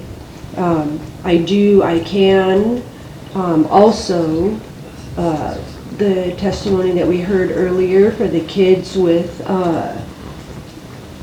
you know, maybe on the spectrum or ADHD or whatever, it's a lot. And some of those kids who don't, unfortunately, in some instances, it's too many hours for those kids, but they can't be sent home early because then under the law, that's a suspension. Like after you do it so many times, so and then the little guys, kindergartners, you know, being that we don't do half day, they're like spent. Yeah, it's a lot. It's a lot of hours. Now I know that some of the older kids, they seem to be all right with it. They get in with their sports and all of that, but they're the ones that voted no right. Heavily. Right. So, I do want to point out they voted no because we're starting 2 weeks earlier. They asked if we could look through the commentary. They said if we could adjust the time and also the calendar, that they would be in favor. I mean, and again, I can't say that they would change the vote. That was just a comment. That's all I'm saying. yeah. I know when the other superintendent had talked about it, they had met with Post Falls. Did we look at their schedule? Would our schedule be like their schedule, basically? Absolutely. Yep. And did we talk to West Bonner also, who does a 4-day, just to see what theirs was like too and what they have experienced? I spoke to Jan. Obviously, we meet at our superintendent meetings, and she was a big proponent of it. She just says that if you do it, you have to do it your way, your community way. Yeah. What about West Bonner though? Right? They're more rural than Post Falls. Post Falls has a lot of options. Right. You know, the kids can go to the library. And you know, the kids in this area too. But when you start getting out rural, I know they had a huge decline in enrollment. They've become a much smaller district for other things too, but I don't know how much the 4-day week played into it. I know when it was talked about before, it was because Coeur d'Alene and Post Falls both had talked about it, and, you know, because of families going to Lakeland and maybe Post Falls or Lakeland and Coeur d'Alene, Lakeland had entertained the idea, but then other things came up. Post Falls, you asked, Mr. Massey and I actually went to the superintendent, and she was, and the assistant superintendent. We had a wonderful talk with Dina, and she told us kind of the pitfalls when it came to moving forward. And I think our committee has taken that information and trying to be very proactive in the way we implement this. I will tell you, the community, as I've seen them battle through many things, I feel like we'll figure it, and I hate to say it, but I think whenever we come across barriers, I feel like we're going to figure it out. I mean, I really What's do. the point of the 4-day?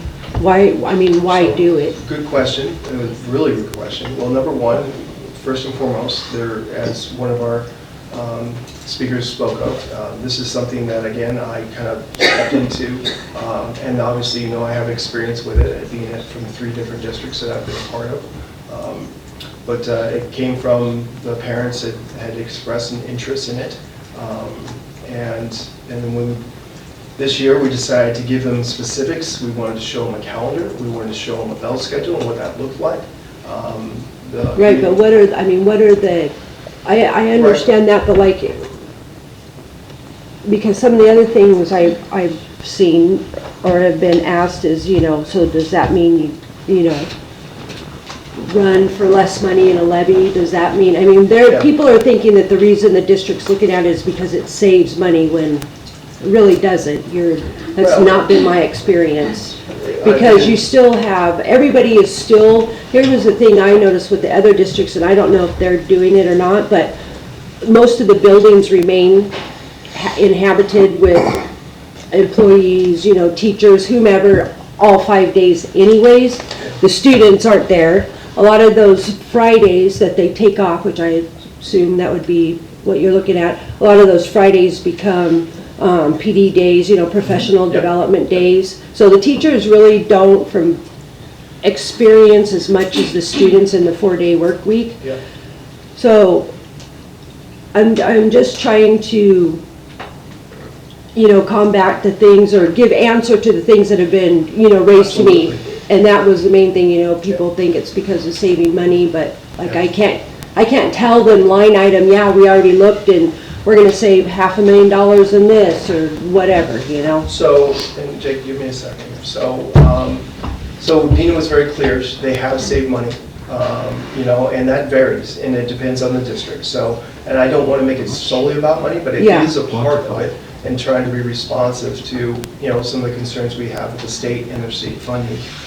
Like I said before, our parents have voiced that they would really like to take a look at this, and that's why I call it a pilot. Neighboring districts have shown that they've had academic growth in the 4-day week, but that actually really is correlated with the professional development that they've implemented, and at this point we really don't have a lot of opportunities to do that. One of the things we also talked about, and one of our parents, Mark, talked about, was time. Time with family, time to reset. That's one of the students, including the students to reset with times for the staff to reset, again, professional development. Another thing about the 4-day work week is just how efficient. We are running really lean right now, and I don't need to tell the board that, but maybe the people out here, you know, our custodial staff, they can't find enough time in the day to clean our facilities to their level of appropriateness. The 4-day week can allow us to do those things. So we're kind of excited about that, and then also the facilities too. It gives us the time for them to work through our facilities without students in the room.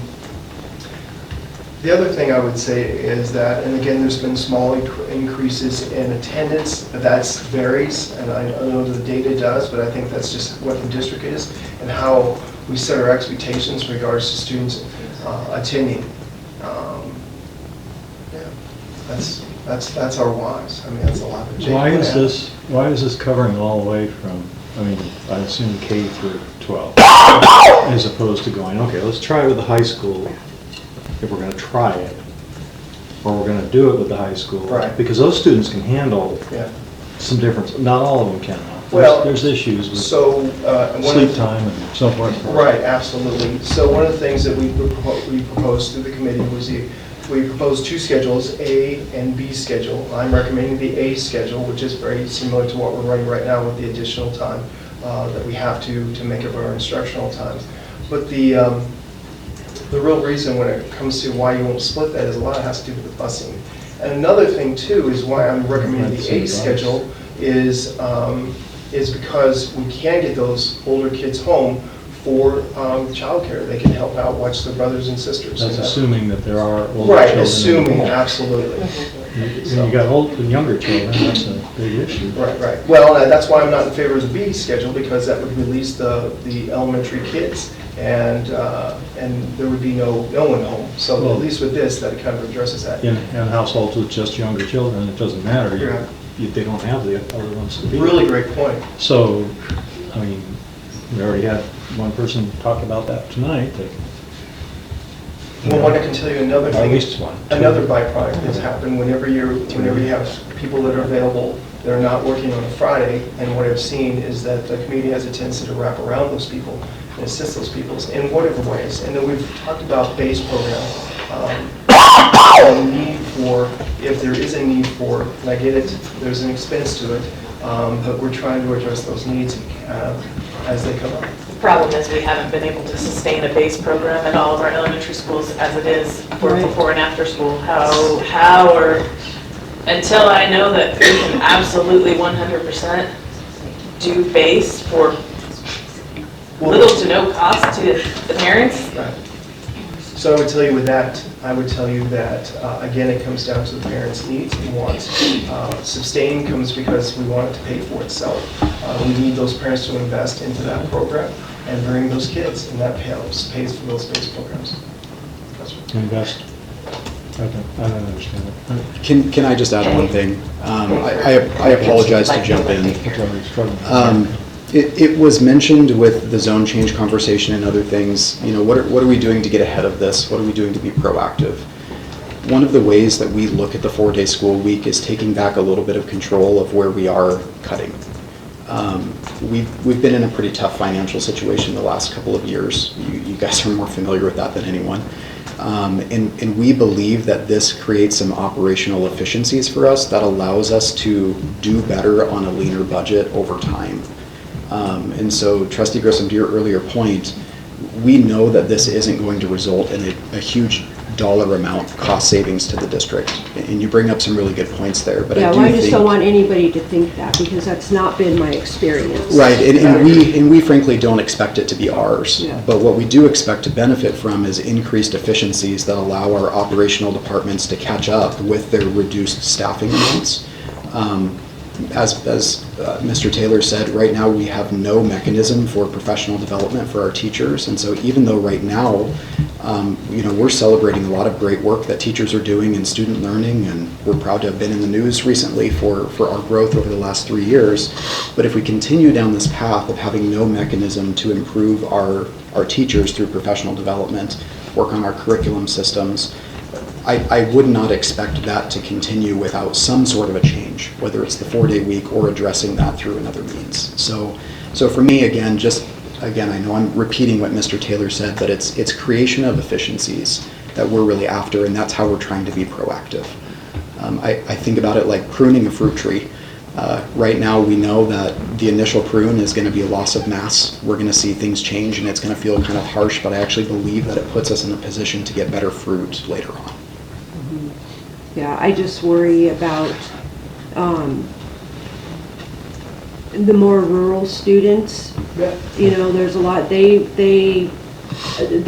believe that they will be the most impacted because you're already rural, and now you have another day, you have family, and I know I understand we're not daycare, childcare, all that, and I understand there are families that,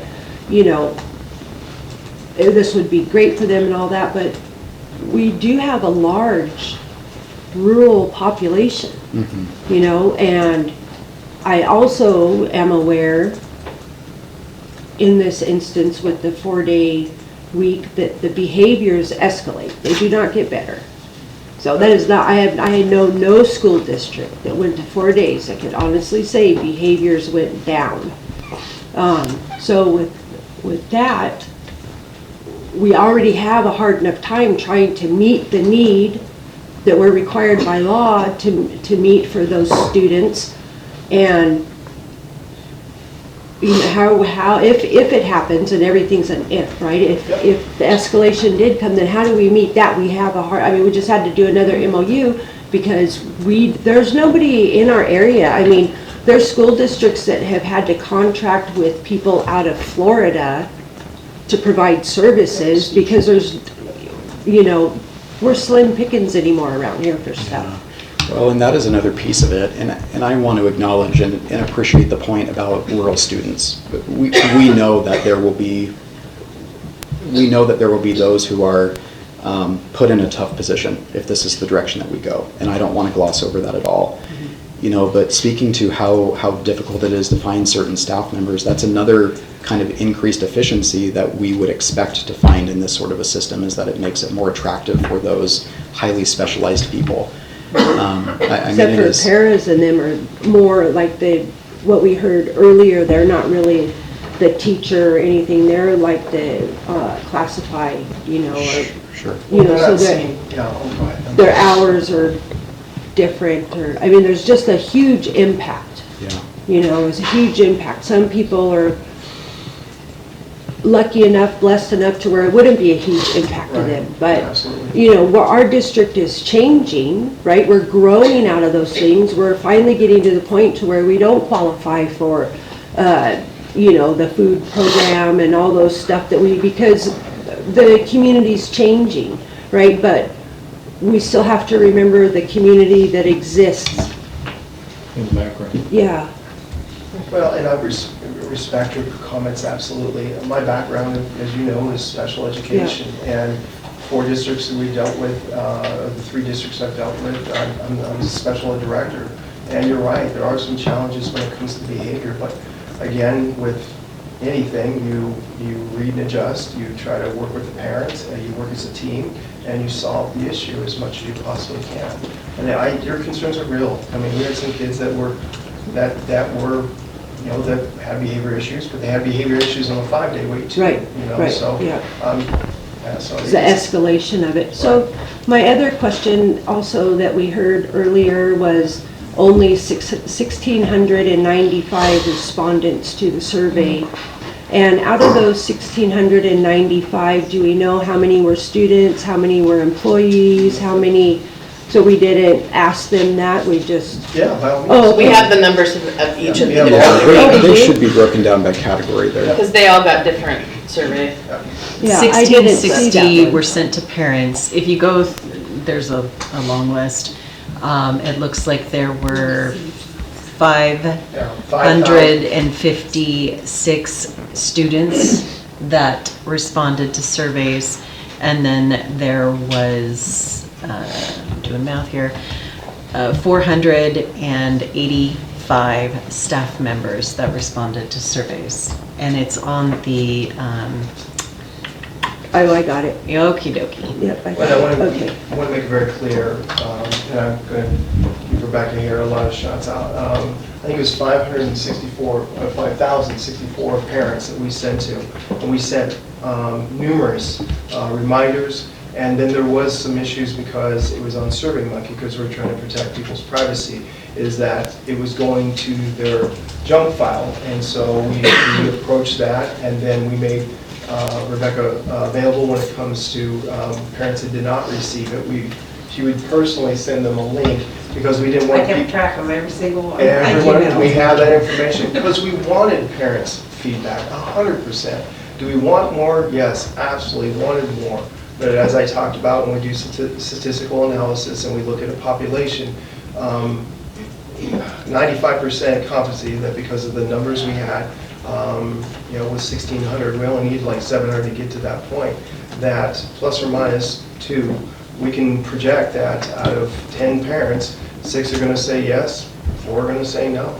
I think that's a fair way to put it. And the previous data was very similar to that. The other surveys, actually, they were higher But the reason they had higher participation is because we wanted, I think it was just a link that was sent out, and they could basically vote as much as they wanted to. In this case, you couldn't. If you did not have an email on the district information system, you didn't get a vote. If you did, then we sent it out to you, and that information would be, and then you could vote. Because we're trying to make sure that people weren't overvoting that didn't need to vote.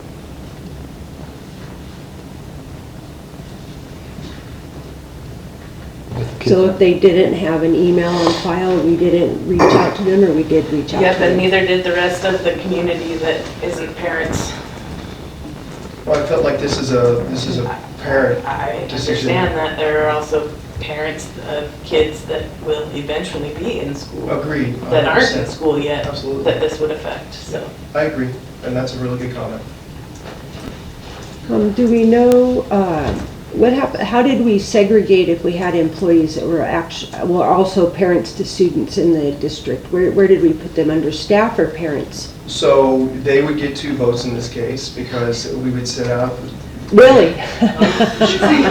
Whoa. So hang on, let me.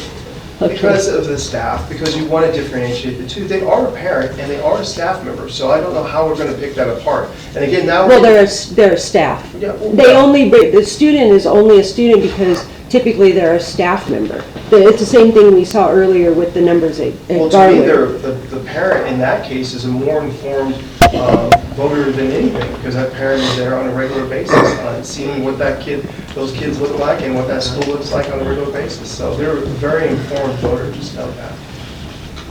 Well, I mean, I just figured the staff, that would be, if they voted yes, then obviously their student would come with them. But there were a lot of staff that voted, there were not a lot, but there were definitely not a majority of staff that voted against it too. I would assume Right. they would go the opposite too. If they voted against it as a staff member, they probably voted against it as a parent.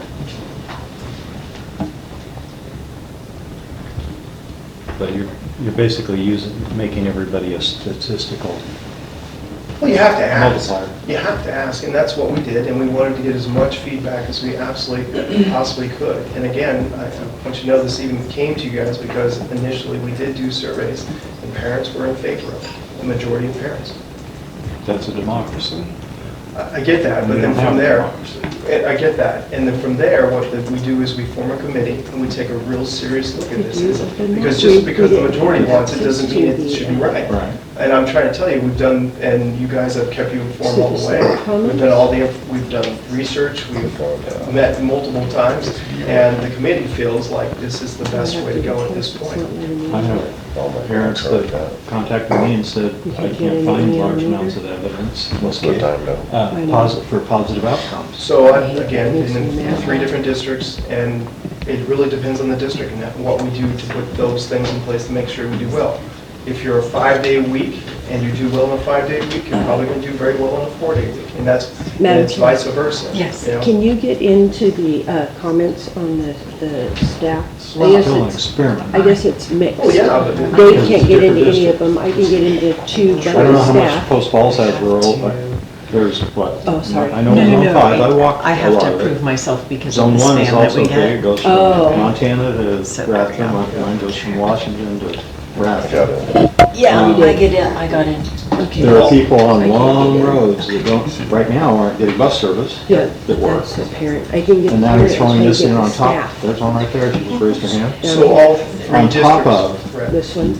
on top Yeah, try that of one. doing this, Yeah. So you creating a can- problem you're- where you're cut off from now staff. now their child's Oh, going to be yeah, at stuff home we have to in the middle of request permission. nowhere. Well, the Whether the person can afford to have someone take care of the child or not. I mean, we're creating, it's gonna break some families if you Oh, mine was overstress them. They're student. already I can on the get into edge. staff. I can get into student, I can get And into. this might be the last can't get straw, into staff. not their fault. Now The now very we're throwing last one. something on top of them that they just can't handle. Yep. Yeah, I couldn't get into student. And they don't get a vote Yeah, go because down. they're not the majority. No, go Well, back they to get your a- agenda. they get a vote. They got a vote and Oop, said make that no, better. so That isn't really, So it is. that isn't really Show her the protected. staff one, can you click if on it's the just a link under majority staff? of. This one? and then No. the committee. The and- comments. Oh, okay. I think what it comes down to, Trustee Barhead, is that we're really trying to consider how do we position ourselves to create the best possible conditions in the district for the kids that we do serve. And so, which is all of them, I totally understand. And we're really trying to consider when they're here, how do we deliver the best possible product for them. All of the points brought up are extremely valid, and I don't envy being in your seat, having to make this decision, frankly.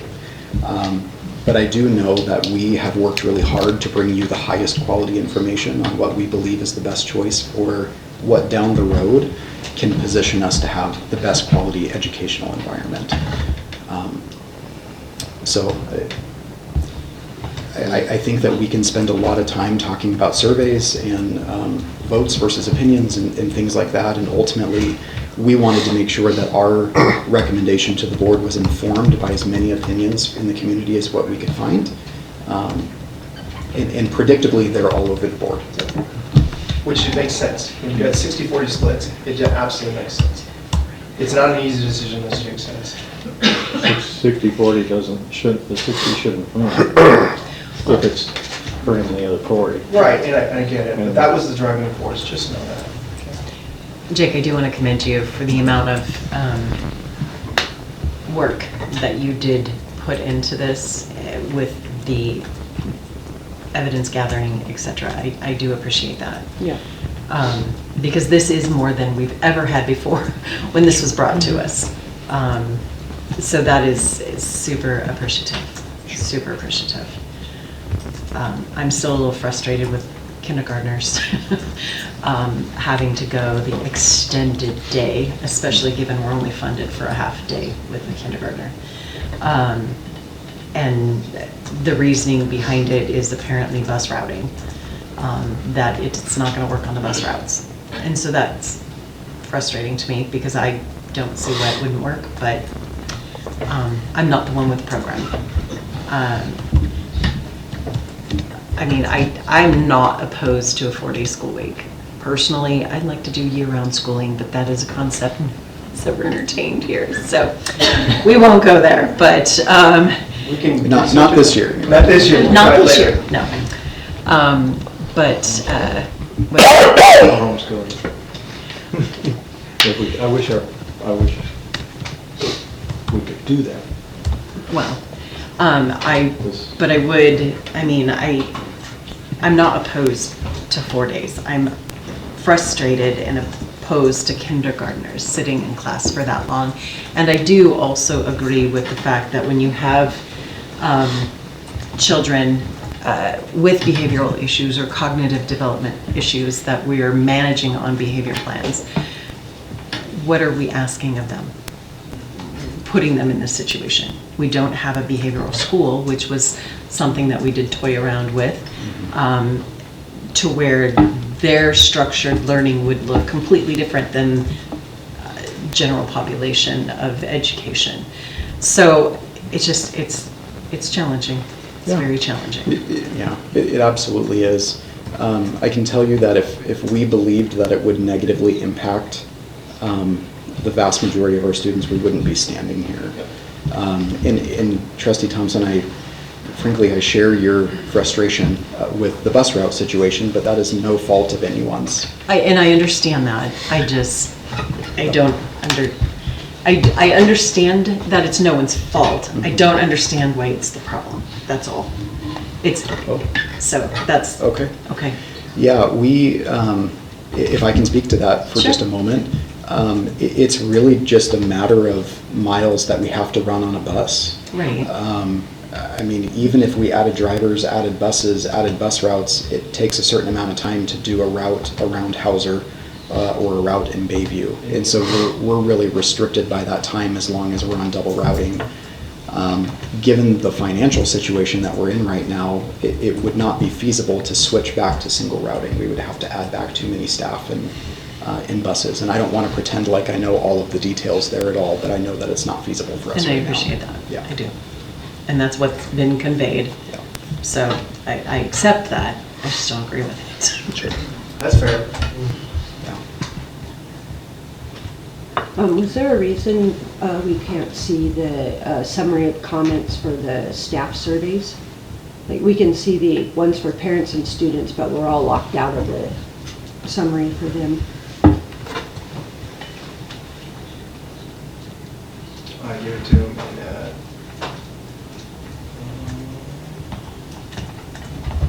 My biggest concern is, I've talked to parents, they never got the survey. Went to their junk mail, they didn't even see it. Also, daycare is a big thing. There's no daycare in Athol or Spirit Lake. So, I mean, what are you gonna do with all those kids? I know we're talking about base, but like Randy said, it hasn't worked, you know? we won't know until we try. That's the big thing. We have tried. Well, failed. Well, no, we haven't tried with a 4-day week, is what I'm Right. saying. Yeah. When we have more staff available for working those base programs, maybe that would be more successful. I can't guarantee it. And, you know,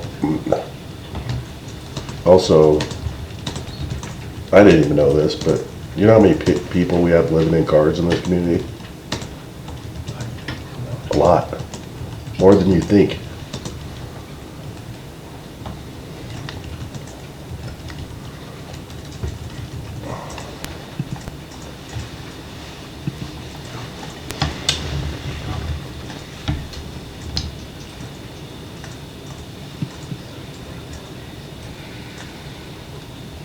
Are there any other questions I can answer? I can get out of the way here otherwise. I don't have any at the moment. Thank you. Thank you, Jake. Thank you, Jake.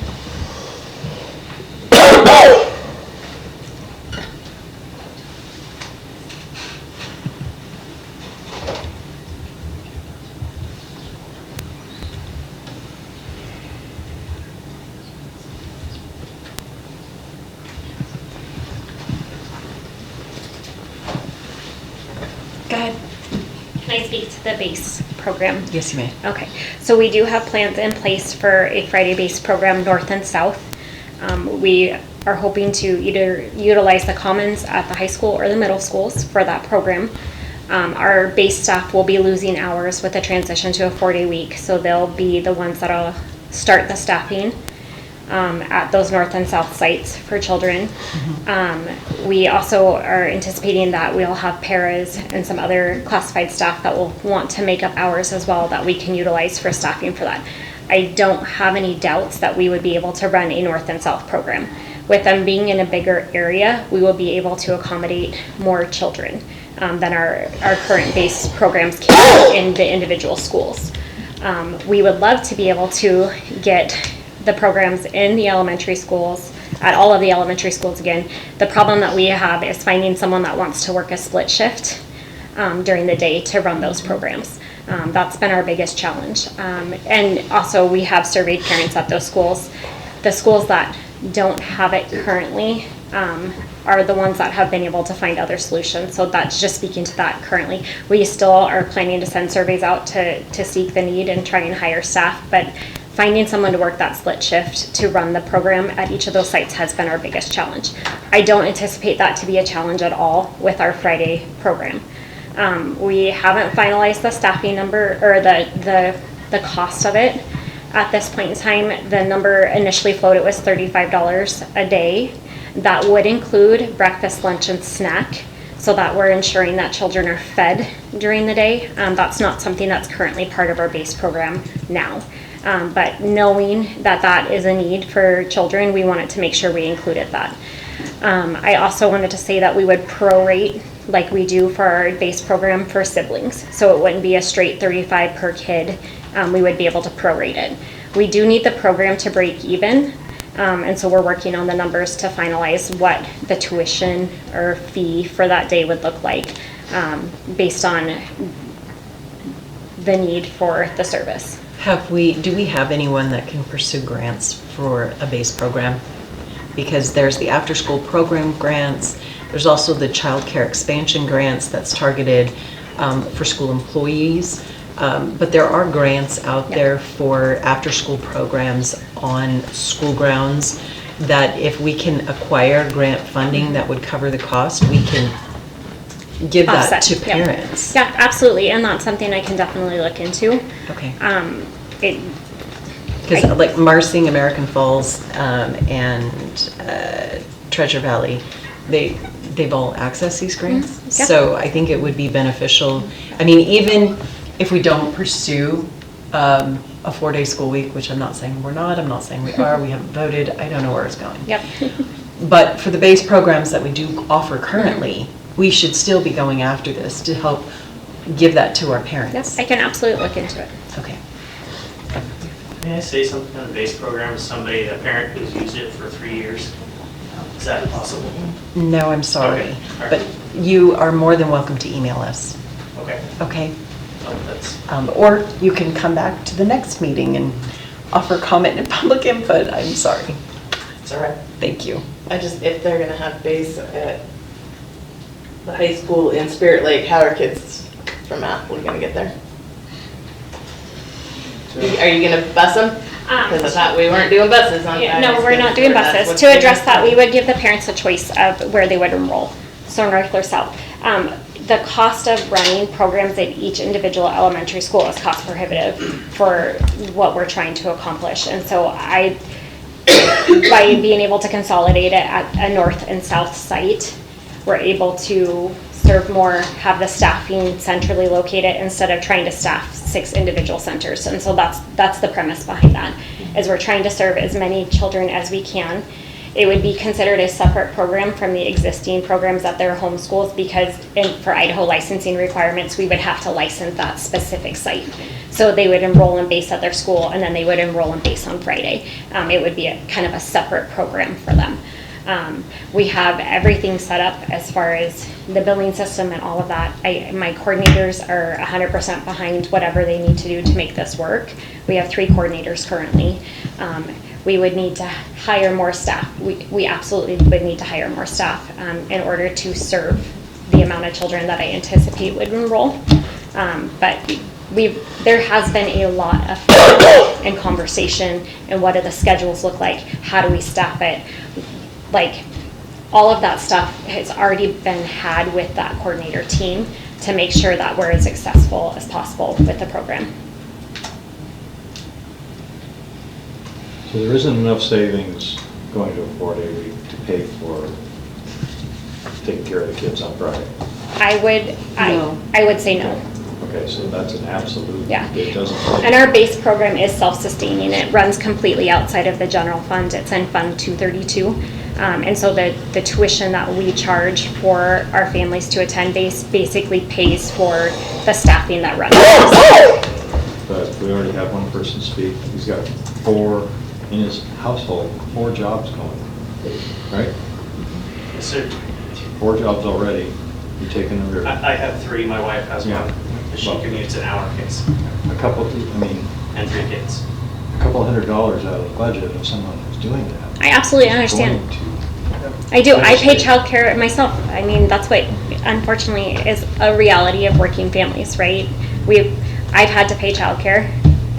I understand that, Yeah. but I guess another one of my struggles is we're looking at doing this as a cost-saving measure for the district, but we're giving it to our patrons as an expense. The base. So They're gonna pay for us to saving the money. Maybe not every family, but we have families that will have to pay for us to have a cost savings. So I don't know how that balances out. I understand. And like I said, I'd be happy to look into the grant programs. Yeah, I mean, I would check with Marsing Joint School District because they receive $200,000 for a grant for after-school program. Yep, no problem. Okay.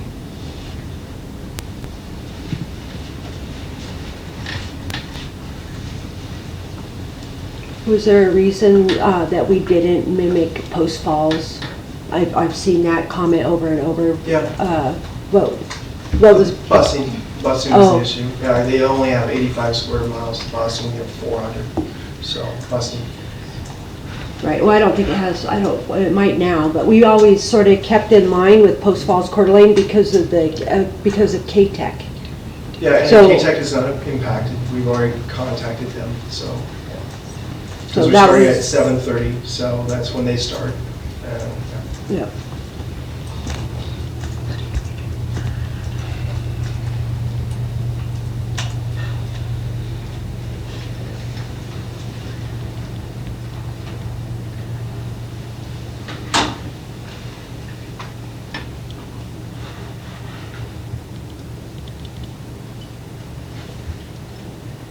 But they go on Fridays, right?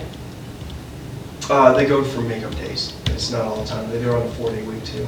Have, I think, once a month they do a makeup, so. I just know some of our kids ride the bus to K-Tech, so how will that work? So for the makeup, well, right now, we've only done it, we've ran it 3 times, and we've had 3 kids ride. And right now, they're gonna start, try to do it on a regular basis. And when I say regular, once a month, at this point, we don't have anyone signing up at this point, so. But again, and it's a makeup day, so if they want to make up, they can go. If they don't, they don't have to go, so.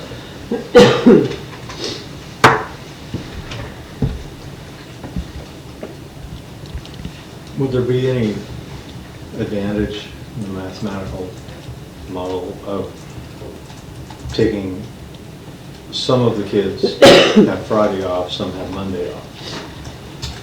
It kind of comes out to just kind of a tough situation in that regards. Well, that gives you some overlap to take care of the kids that have to be here 5 days. True. No, just because parents have said to, and I agree, obviously a father of 5, as consistent as we can be, to have one group at Monday and then another group on a Friday would probably be very challenging for families and for staff. And again, the savings really comes from food service, because it's one less day, and then obviously transportation, because we're not running buses on a regular basis. That's really where it comes from. And our hope is that we would capture, and again, you've made points too in regards to heating, we would capture a little bit of savings out of our heating and cooling, but that's not guaranteed.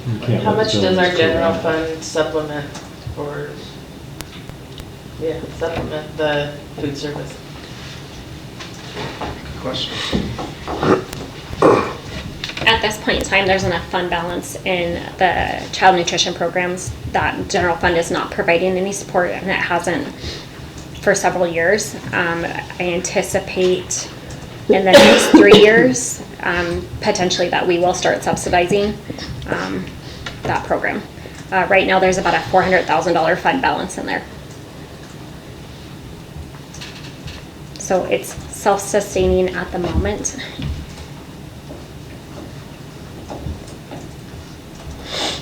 And Rusty, I was talking about buses run 5 days a week. Some students don't go to school on Monday, some schools don't go on Friday. Therefore, some teachers might have Monday off, some might have Friday off to do whatever it is they're doing. If there's benefits in the 4 days for the students, then, and for the whole system. Yep. But you can still run the buses 5 days a week. Like I said, you can take care of the few that have to be here 5 days a week, or else their family's hurt. Yeah. Well, in the districts I've ran it before, again, the community is wrapped around those people that need that kind of assistance. And I'm pretty, again, I get it, you lived in this community much longer than I have, but I think we're very resilient, and that we will help each other. And through just know, I don't want to put anyone in any kind of, again, as I said with the zone change, I don't want to put anyone in any kind of stress. That's not the intent. The intent is to look at the best option for the district at this point. And I understand, I'm going to quote Chairman Thompson probably wrongly, but I'm going to try. Basically, she said that, hey, look, you're not going to make everyone happy, and we're not. Either way, you guys decide, as Jake said, this is a tough decision. You're just not. If you say yes, well, then the 40% that are not in favor of this, they're going to be unhappy. If you say no, then the 60% of the parents that have voted so far, and I understand that we want more, would also not be happy. Again, it's a tough decision. But know this, we had a committee. This is not driven by Jake or just by me. We had parents in there, and the sense of, well, administration and parents that there are administrators that are parents. We got a lot of feedback. We went with multiple different directions. We created multiple different calendars. We're trying to make this the very best for our district. And I don't think the committee or I would ever want to put us in a position that we feel like would really be a detriment to the district. I really feel with all my heart that we would, through our staff, through our parents, through our community, we're going to make this work. And that's why I said a pilot program, because obviously if we have metrics that's saying otherwise, then we would flex back to a 5-day. And that's why I want to keep it as a pilot. Now, the board gets to decide what they want to call it. And I understand that what that would do with the community. I want to be as consistent as possible. The kids are resilient, and I feel like as long as we front load, which we started this process really early. If I remember last year in May, this was a conversation on May 25th. So we've tried to be as proactive, get the message out there as much as often as I can, and I've tried to keep the board in any answering questions to parents. I've kept you guys in the loops, and then more importantly, what I've really appreciated about parents is they've asked the questions and they ask me how are we going to work through this, and I've answered every one of them, and with an idea that we do have a plan. So this is not willy-nilly, guys. We've really worked together. We have a great committee. We've done the research. We've done all the work because we knew how serious this decision was going to be.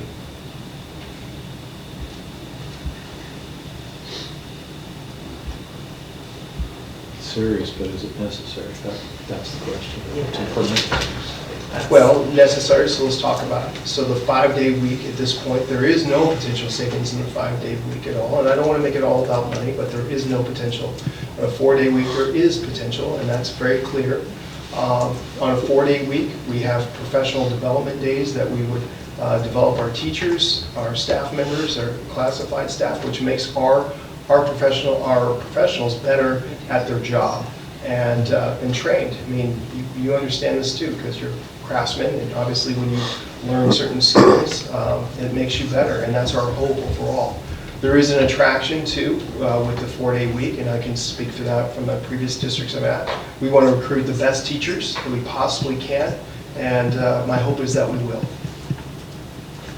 Have you quantified the savings?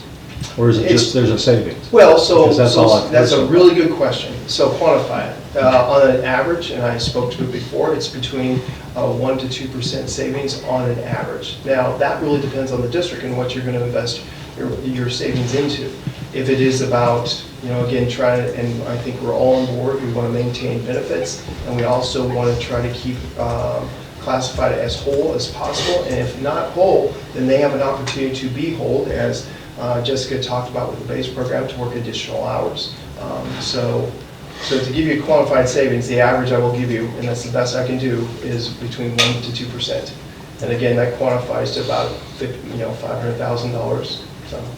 So you're basing that on the entire budget, not just the general fund? Yeah, just the M&O. Our M&O budget is what, $50 million. That's all I'm taking, and that could be savings, and that's all I'm going to speak to in regards to that. Because again, when we talk about M&O, we're talking about transportation, and we're talking about food service. And again, I know that food service is paid for through a different fund, but again, as Jessica pointed out, we are slowly eating into that fund balance, and projected at this point, 3 years, and then we're subsidizing. We're using more money to basically subsidize that food service.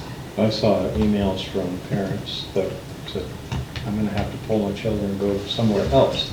If we lose 1 to 2% of them, what does that do to our budget? That hurts, obviously, but the thing is that... If we lose 5%. Well, my hope is that we don't. My hope is that we, again, I think we're as transparent as possible. If parents come to us with the concerns that hey, look, these are our hurdles, that we can work with them in a partnership to help them through whatever hurdles they might have. A good example is the base program. It's always been the #1 concern of parents is childcare, and that's why we're being very proactive with that and trying to give parents an option. Are you going to give this gentleman a 4th job? so you can pay for it? If he qualifies, yeah.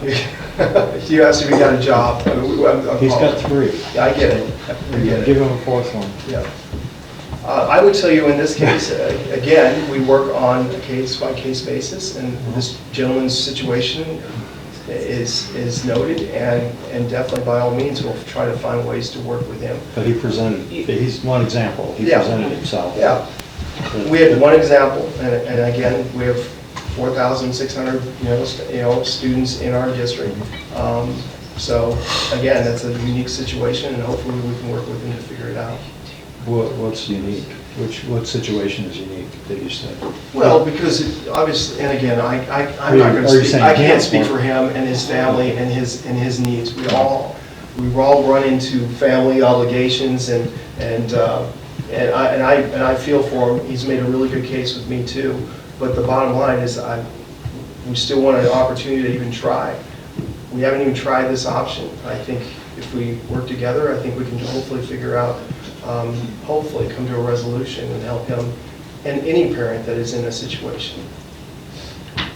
You commented that you didn't want it to be a detriment to Yes, ma'am. our students, but I think that this plan is detrimental to some of our most vulnerable families, and for that reason, I am out, and I will move to deny the 4-day school week. I'll second it. We have a motion and a second. All in favor say aye. Aye. What was the motion? I'm sorry. I didn't- To deny. Deny. All in favor say aye. Aye. Any opposed? Nay. I'm nay. Or you can abstain. No, I just, that's, okay. I just feel like I Just a have mess. more questions that I don't have answers to, like the calendar. I Ask hear the that question. over and over. Well, I did, but it sounds like we can't get close to Post Falls. And I wish we would have looked at more rural school districts that do 4 days, because if I'm remembering correctly, the one closest to us, they lost a huge amount of students. That's why they opened a homeschool program, to try and get those students back. I think they had 800 or 1,800 students.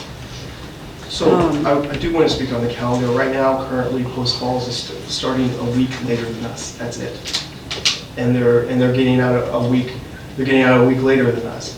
So they're starting a week later, and just because, again, I spoke with you. So we're very close to what Post Falls looks like.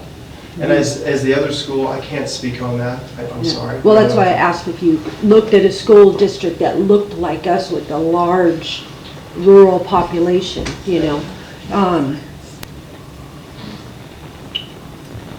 But I do have more Ask your questions, and I've got a team of people here to answer. Well, I did. You don't have the answer because you didn't ask. You didn't go look at something that looks like Post Falls, I us. absolutely answered. But Post Falls does not look like us. They live in a city, they have many amenities, they have, a lot more money, they don't look like Lakeland. I only bring up Post Falls because I do know that we have, and looking at the comments, we do have some people that have students in both, or, family members or what have you. Chairman Grissom, I was pointing to a question you said about Post Falls. You said because there was a concern that we couldn't get close to them, and that was it. I was just answering that question. I have a concern. Go ahead. So I've talked to multiple parents, and I got a 9th grader that reads at 3rd grade level. Is that okay? I got a sophomore that reads at a 7th grade level. And these are kids I know, So I don't know if shortening the school week is the best thing for them, And we have a lot of kids like that. We have tons of kids on 504s and IEPs. And we're passing those kids through. We don't hold anybody back, ever. We're just setting them up for failure. So I'm gonna have to change my vote to no. And I wanna do what's best for the teachers too, because I know a lot of them. I know they work hard. And I've talked to kindergarten teachers, and they said, well, an extra however many minutes for kindergartners would help. to get them settled down and be able to teach a little bit more. And I want to help those teachers, but I know them. I've known them since they were kids. And I know the staff, you know, and I want to help them too, but I just can't, I can't do it in good conscience, you know? That's fair. And it is a, yeah. It's a hard decision, and it's a hard you know, decision and a personal one at a lot of levels. Yeah, I can see it. And it's just, I don't know. Even a lot of these parents are saying, well, sports, it'll help with sports. Kids get a reset. Well, we're running practices till 7 o'clock at night already. We got 3 practices going. We're out of there at 7:30, 8 o'clock. Mm-hmm. Then they got to go home, take a shower, do their homework, and eat, and then go to bed and do it again the next day. And so I don't know. I mean, when I was a parent and had kids in the district, it was nonstop. Yes. You know, from sports to everything else that you had going on. Dinner. Yeah, dinner, getting shopping, whatever you had to do. And I don't know. I just. It's challenging, and I'm sorry to jump up here and add to this again, but there were just a couple of things that came up that I want to speak to. You know, the first one is the question of what if we lose 1 to 2% of our population.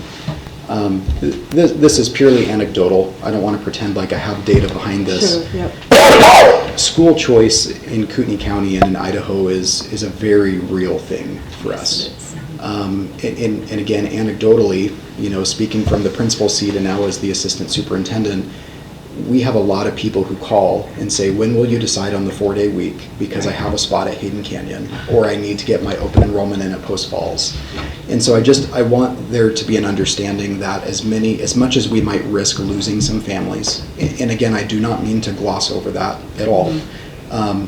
We also are trying to think long-term in what keeps us competitive in a system where we are required to increasingly compete. Right. I believe that we have great programs. And that kind of brings me to my second point, and it's instructional minutes in the day. Really the only consistent thread that I can find in any research about the 4-day week, because I think we've all found on the committee that you can pretty much find research to support whatever opinion you have. Absolutely. Sure. The one consistent thread that I can find is that it supports that if you maintain the number of instructional minutes you have in a day, that is generally a benefit. Speaking to your point, Trustee Quimby, about kids who are already struggling and we're reducing a day of the school week, or a day out of the school week, in this plan we would actually be increasing instructional minutes. And just like with the example you used in kindergarten, we have some teachers who believe that time would be beneficial to kindergarten students to settle them down. The research that shows that if we protect those instructional minutes also shows that whenever we're more purposeful with longer blocks of learning, there actually is a benefit academically. And so, again, I know that the trustees, you guys have a very difficult decision to make, and you have to answer to the most vulnerable populations here, and I don't envy that position, but I do want you to know that we have really worked hard to make sure that we're bringing you the highest quality information, and we're addressing questions that you have. Yeah, and I believe that, Jake. I believe you guys have done everything you can do. You know, it's just a difficult decision, but the thing is, you know, how many are we willing to, you know, not be a good thing? Sure. You know, I mean, because honestly, I know more people that enjoy the 4-day week than don't. However, most of those people do not live rural. Mm-hmm. And that's a big difference because they're not stuck in the middle of the woods. They're not stuck, you know, a mile from the highway. They're not, you know what I'm saying? There's more community, there's more continuity with people and things to do. That's why I wish we would have had a little bit better conversation with West Bonner, because I think community-wise, they sort of mirror. I mean, we are joint, we are Bonner and Kootenai. Yep. And that's where most of my people live. So even if I love it and think it's a great idea, my people don't. That's not what they said to me. Sure. You know, and I can't. I wish I could fix for them so they could enjoy it. You know, or to try it, but I don't have. We didn't go talk to them, and we don't know that, and I just can't do it, you know, it's too Kristen, much. I did talk to her, I did speak with her. Because St. Mary's is looking at a 40-week too. It was a discussion in our superintendent forum that we have, which is tomorrow. And yeah, she was fully in favor of it. She said that there's challenges with it, obviously. Post Falls, you mean, that you talked to? No, West Bonner. West Bonner has a male superintendent. Well, I apologize. Again, but the female is St. Mary's. Is what I said, yeah. Okay. So that's what I was talking about. Yeah. And then the other thing too, I remember through my experience, the 3 districts I've worked at have been all rural. One extremely rural, 300 kids total, so, and I've seen it work and then the data does support, especially in the rural districts, that this is a good model, because there's a lot of these kids that are farmers, ranchers, and they get an extra day of work. Well, my rural kids have 2 working parent families, and they go from, elementary school to the high school, and, we've already had to overcome the bus route absolutely thing, and, good point. So I understand that, right? I mean, Southern Idaho, everybody gets off for potato harvest, or whatever. Yeah, absolutely. But there again, that's not us, but,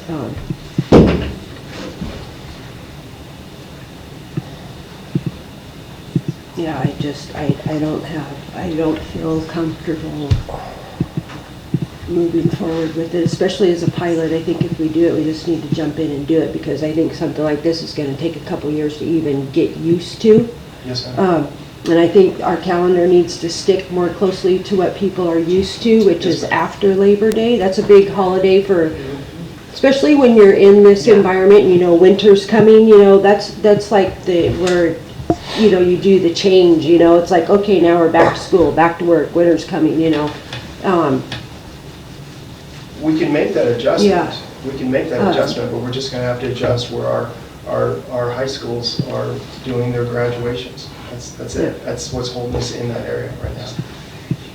Well, we did ask for that at the last board meeting, and you said we can't do it because of where the graduations are being held. Well, so I want to, trustee, please let me explain. When I say can't do it, it didn't pass anyways, right? Dave changed his vote, so we're done. Well, you didn't vote yet. Yeah. Oh, I had said that, because I didn't have enough, but I'll just say nay. I was going to say I abstained, but I'll say nay. I'm good. Just for the sake of clarity, Trustee Bain moved to deny the proposed 4-day school week. Yeah. Trustee Broadhead seconded that motion. In favor of denying. Yep. So when opposed. Okay, thank you. Yep.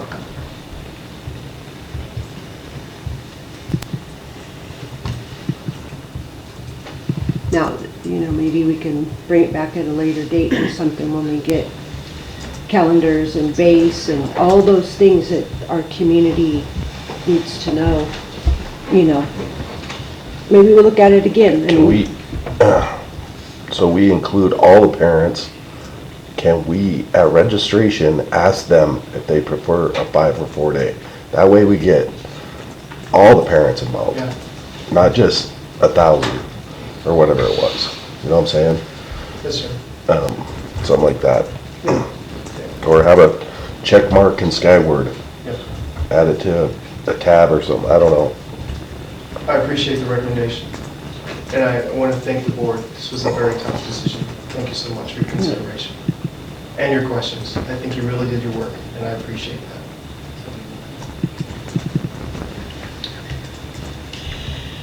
All right, the next item is the annual policy review.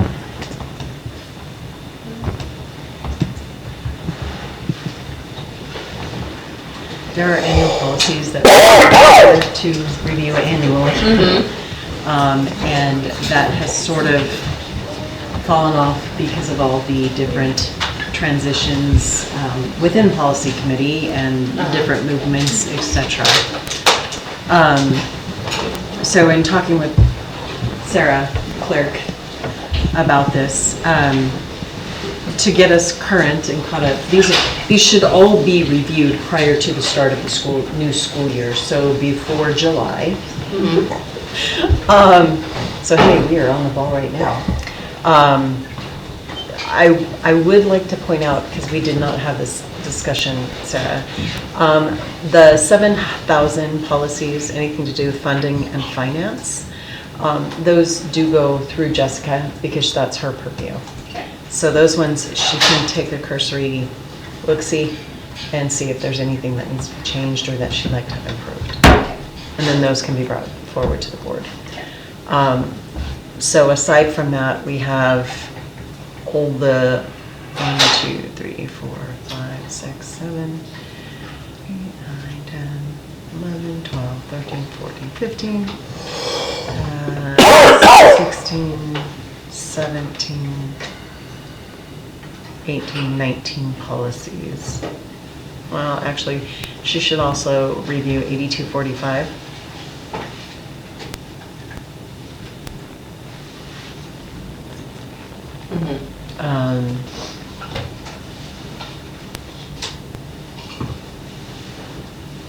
So that would bring us down to 18.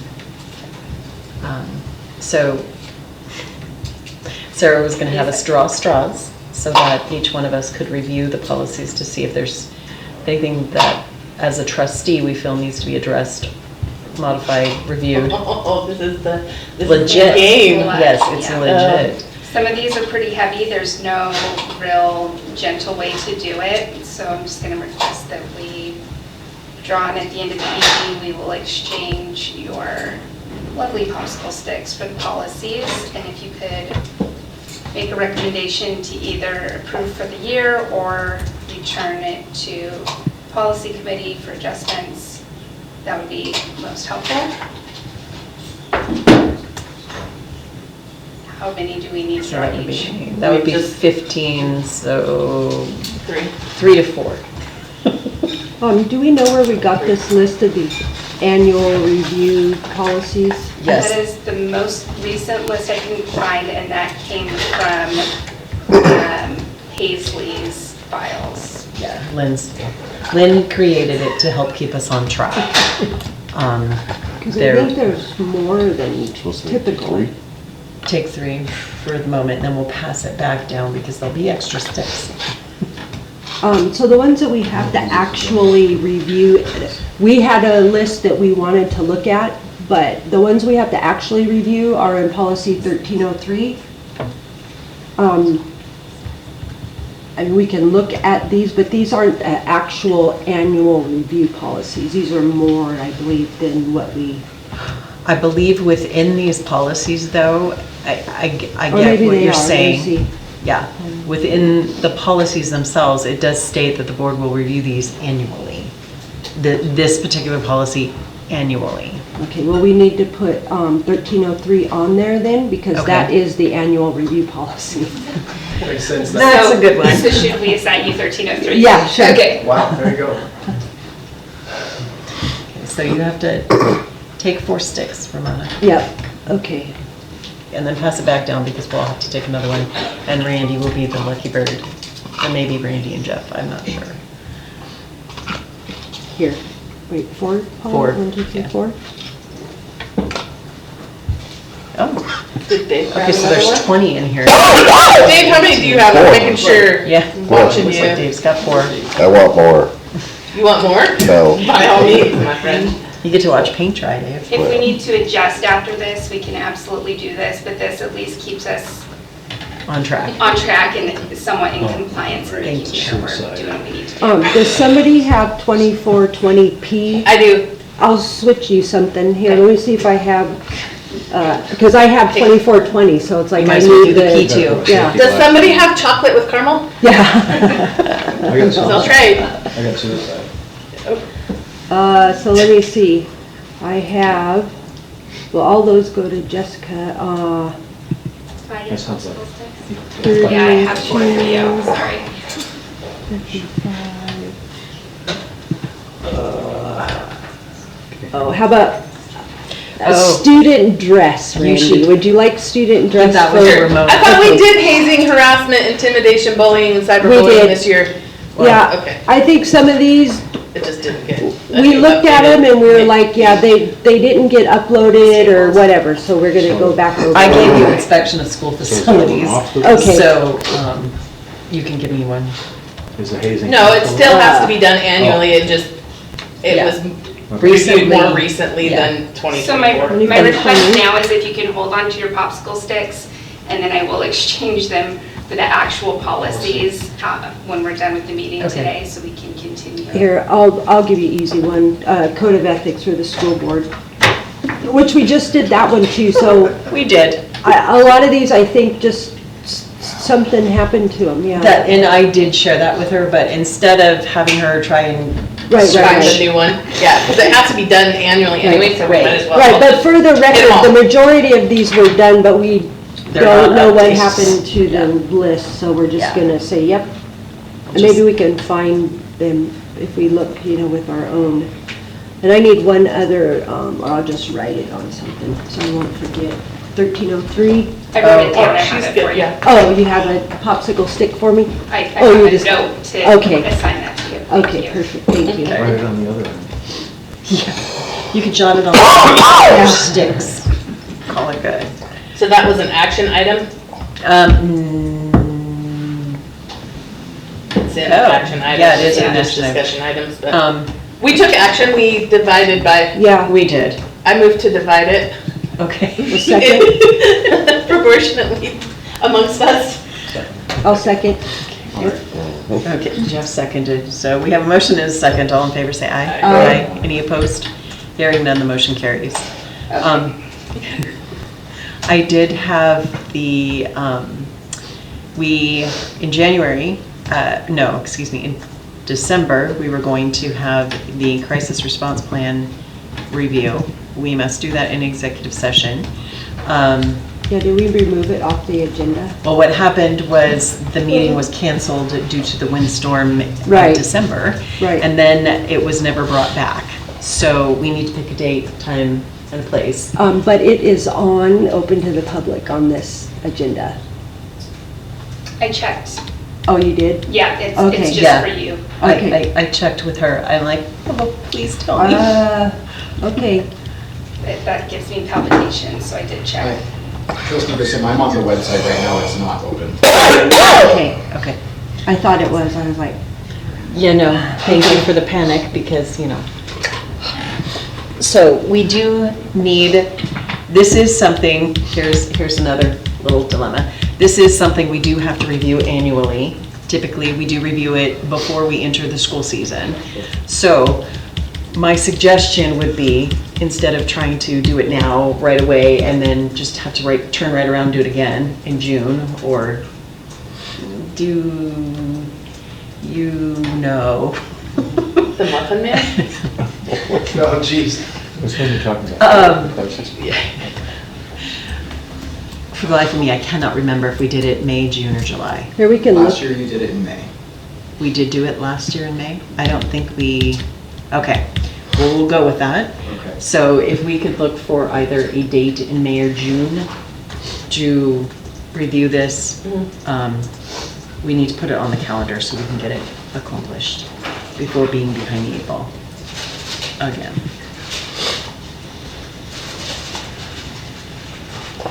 Sure. Okay.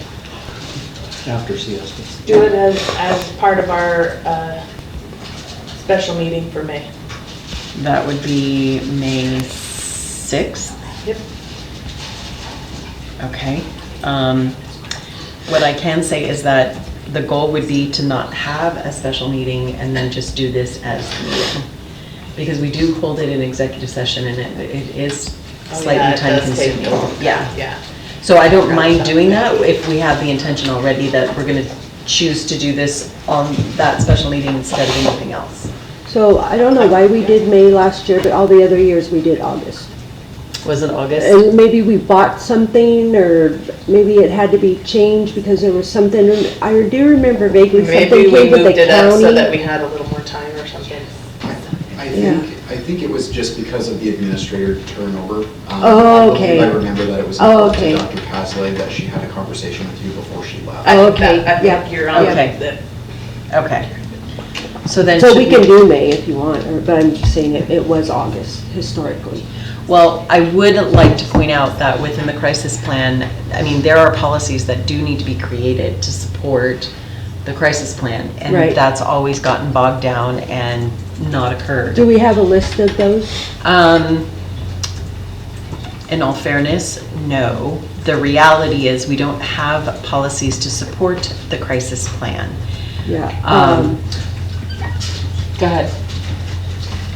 But we do have, and I think we had this discussion once before, but we do have in the administrative manual, some of this. I remember we looked at that a while. I think Brooke helped us actually. We do have some of this in the administrator's manual, but we didn't have policy that, remember we made some policies that referred to the administrator's manual to do those procedures or whatever it was. Right, well, but we do need to have policy for our parents so that they understand that, you know, either we do have something to give a generic, maybe not overview, but just so that the parents are aware without giving detailed information within the crisis plan out. Right. So, would it be just one, policy that sort of bullet pointed some of these things, and then if they wanted more detail, then that would be something they could go to? I mean, because we can't put it, we can't get too detailed and put it on the website, right? That defeats the purpose. Earlier this fall, we did review and update a policy on emergency operations. I think that's what we're remembering, that referred back to administrative. The administrator's manual? Just because the policy was specific to say that we will have a fire evacuation procedure. Right. But it doesn't list out exactly what Right. the procedure is. And- Right. and so- Okay. And that was updated this fall, probably September, October. okay, well then, I suppose, whenever policy committee reconvenes, because I'm not gonna ask you to do it, we need to take that policy, compare it to the crisis plan to make sure that we have informed our parents of our emergency preparedness, keeping it in line with our crisis plan without expressing the crisis plan in the policy. Yep. Okay. Does anyone have the policy number off the top of their heads? I do not, but I can. Just jot down emergency preparedness. Because that may be the solution as opposed to detailing out specific policies. Because I do know that we have added a few policies in keeping up with our crisis plan, but not all of the policies. So. 8,300. 8,300. Yeah. So there are quite a few, so 8320, 8330, I think a lot of those just go right with it. 8300 series. Yeah. So they can't look at they can't look for holes. Exactly, well, yes, Security holes. yes. Where Yeah. they come in. Where they would come in and So take you don't advantage have of our that. plan, yes. Right. Okay. Okay, I'm sorry. I didn't- No, I wasn't sure what your holes meant, so Yeah. thank you for clarifying. Okay, if you were looking to do damage, you'd look for holes to come in. Exactly. Okay. So did we decide if we're going to pick a date in May, June, July, or August? We can do May, so we're not piling everything in August. Okay, so let's choose the special meeting for May. That will be an executive session specific to the crisis plan. Should we include July because it's going to be a big deal? No, we've always been able to get it done in a meeting, but the It meeting. takes an No, I entire mean, meeting. you haven't been here, it's okay. But the meeting is specific to that so that we know that we come and that's what the time is devoted to. Okay. And there's a lot of key players that come into that meeting. Okay. So, okay. Moving on to the plant facility levy. How have we communicated the plant facility levy out to the community? So, I'm just gonna tell you what we've done so far. I sent out a email to staff, plant facility levy. There was a article done by. In the Idaho Ed News, yeah. Right, and I wanted to address a few things. There was the Emma went after the turf, and so I wanted to make sure I got clarification on that that was not being considered in the plant facility levy, so I got that information on that. Then I got our whys out, and and just asked for their help in making sure that we have conversations with the community in regards to these specific talking points that we've put out. From there, I contacted the next day, I think that was Thursday. No, it was Friday, apologize. So Friday I sent out a correspondence to the parents, which obviously is community.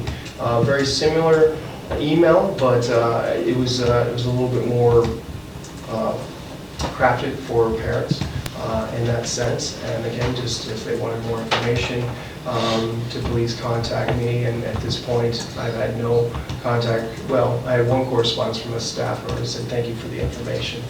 With that, Rebecca's been working hard on getting me and Jake, into group organizations. I think we're Saturday. We're on April. I can't remember the baseball. April 18th. Yep, April 18th. We're going to get in front of 850 people at the baseball. April 9th is our first town hall at Lakeland Middle School. Yep. We've got that scheduled, and then April 23rd at Timberlake High School. We have that scheduled. So we're working on getting the flyers out, so Jackie will post it on social media.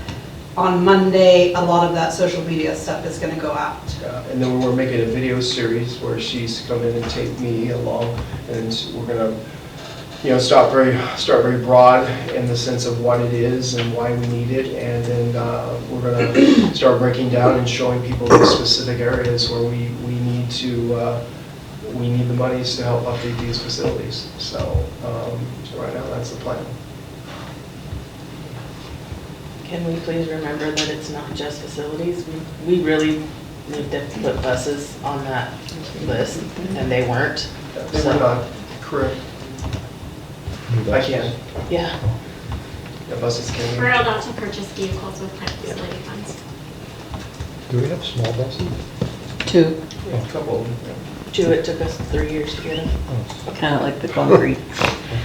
And then we had to Not by any fault of, No, it was because it was of a the supply manufacturing, chain yeah. issue.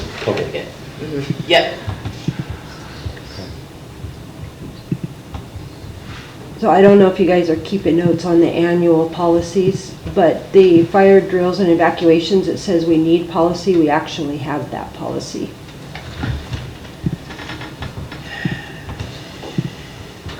So if you're keeping a mental note. Because that one was crafted in trying to stay compliant with making sure we had policies to support the crisis plan. Oh yeah, it's odd looking, okay. I see, and there's a procedure for it also. So we probably need to update that. I'll make sure I do that. Okay, I'll do it with the other annual one. Okay. If it says we need one, I'll look to see if we actually need one. Okay. If we don't have one, I can make some examples. Perfect. And then pass them on. Thank you for that. Mm-hmm. Okay. Any other conversation that we want to have about the plant facility levy? And I did present it at the. We have that 7710 we have also. The state of the community, so I did have a discussion, so that was another. Oh, and chamber tomorrow. Yep, chambers tomorrow. There you go. Are you giving, can you share your presentation with us so we can see what you're presenting?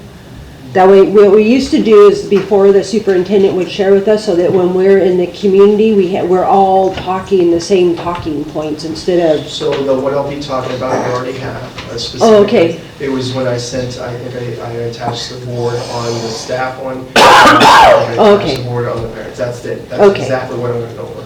Okay. And so I only have like 30 seconds, 2 minutes, so it's going to be really brief. Okay. Are you going to Athol, Spirit Lake? That's, yes, I've reached out to both of them as well. Just waiting on dates. So your talk tomorrow is about discrediting the Idaho Ed News article to the No. community? Is No. it? Because that's what you sent out to the parents and to the staff. No, So, no, that's not what I sent out, Michelle. I explained, not discrediting, I explained what the TURF was about. It was a mistake, and that we were not considering, because you're not. The other part that was the most important part was sending out those talking points. And that was the most important, and why we need the levy. That's what I'll talk about tomorrow. I never saw the Ed News. I gotta look it up. I don't know how I missed that. yeah, it was a nice, Yeah, I heard that, but I Yeah. never went and looked at it.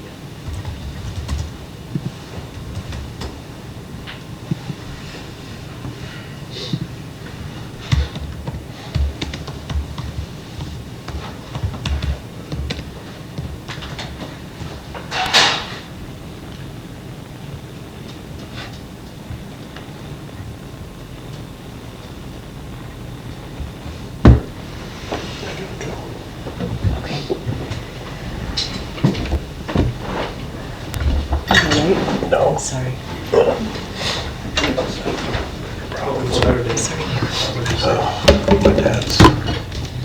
My dad's going, so. Prayers, Dave.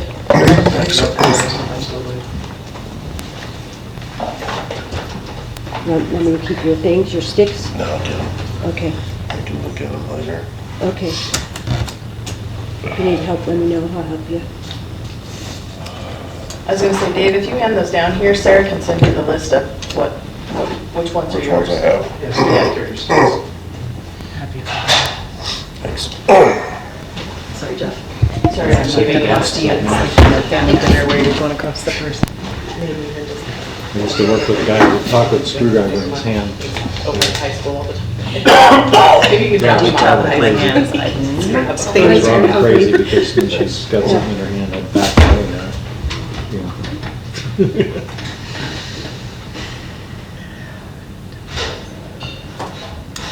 Any further discussion on the plant facility levy at this moment? Not right now. Okay. We have our dates to remember, the long-range plan. Are we scheduling that workshop, though?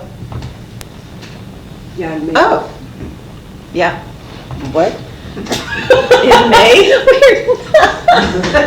No, we need to do it before so that we have it clear. Yeah, it's the workshop for Deciding how we're gonna spend that money or Oh, I direction thought you on. meant the crisis plan one. Yeah, No, we already did that one, so. Oh, yeah, we did. It's the first meeting. May 6th. It's our special meeting in May. Yeah, May 6th. Well, I mean, there have been conversations on both sides of the fence. I don't remember where we landed, in all fairness, because I thought we weren't going to hold the workshop until after we knew whether or not we had the funding, because it's already We out wanted there. to present the community with what we were, what our wishes were for spending that money. Sure. Not sure. Let's agree to disagree. Buses. Okay. When do we want to do that? I am not here the 6th through the 10th of April. So. Okay.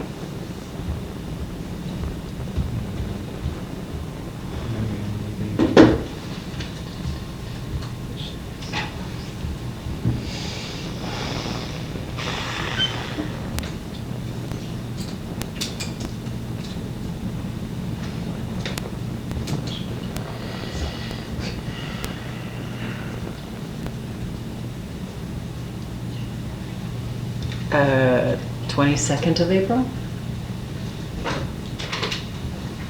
It's the meeting after our regular board meeting. It's a little late in the game, but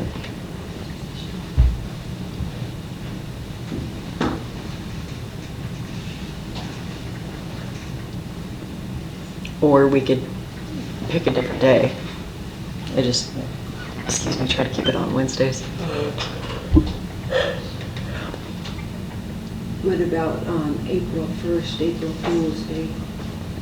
That is spring break. We were supposed to have a Yeah. meeting. We canceled Oh, it okay. due to spring break.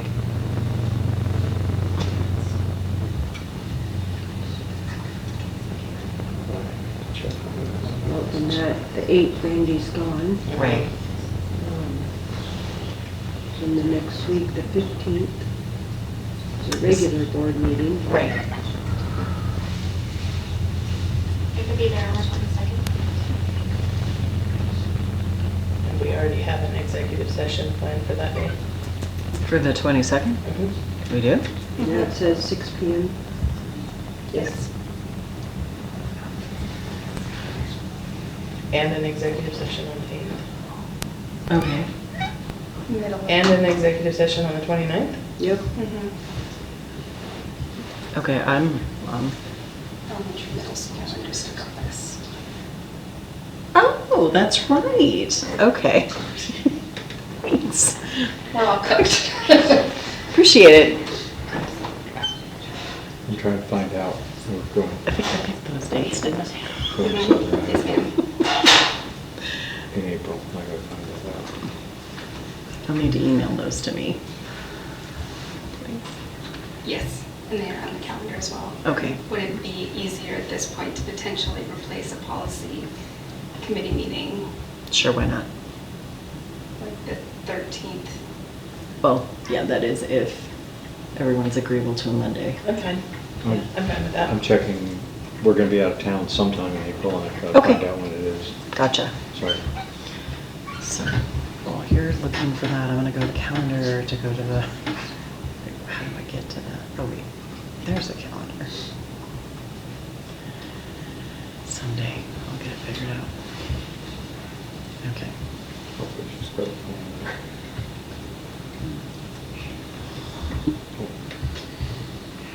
We're gonna be on the 10th, 11th, and 12th. Of April, that's the same, oh, yeah. I get back on the 10th, then you're leaving on the 10th. So that's 10th, 11th, 12th is a weekend, so. So we have 3 who could potentially do the 13th. I can do the 13th. I can do the 13th, I guess. Let's see. Yeah, I can do the 13th.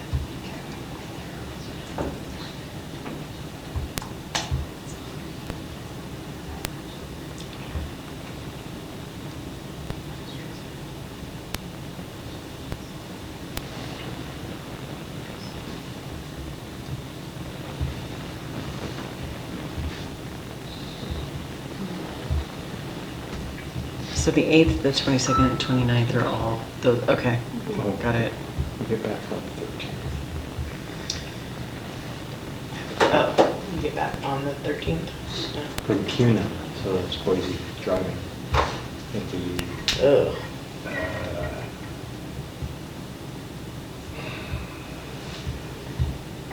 that would be a long day. Oh, wait. No, she just changed. We get back on the 12th. Oh. 13th is still good. Okay. So she's not my secretary. Okay. She's the event planner.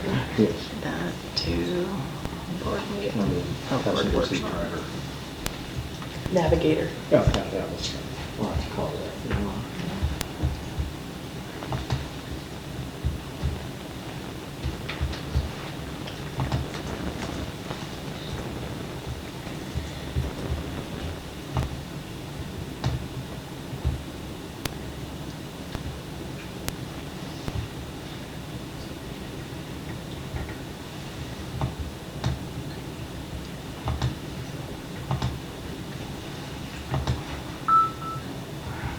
Are we on dates to remember? In just one quick second. Okay. Thank you. I'm having a moment. Yeah, just this event only. Thank you. Okay. And wait. Yeah, the 13th. Okay. Lord help me. Sorry about the dings. I can't turn my wife's ding off. You can, it just might not go No, well she's for in you. my favorites list, and it'll, I have to turn the phone off or whatever.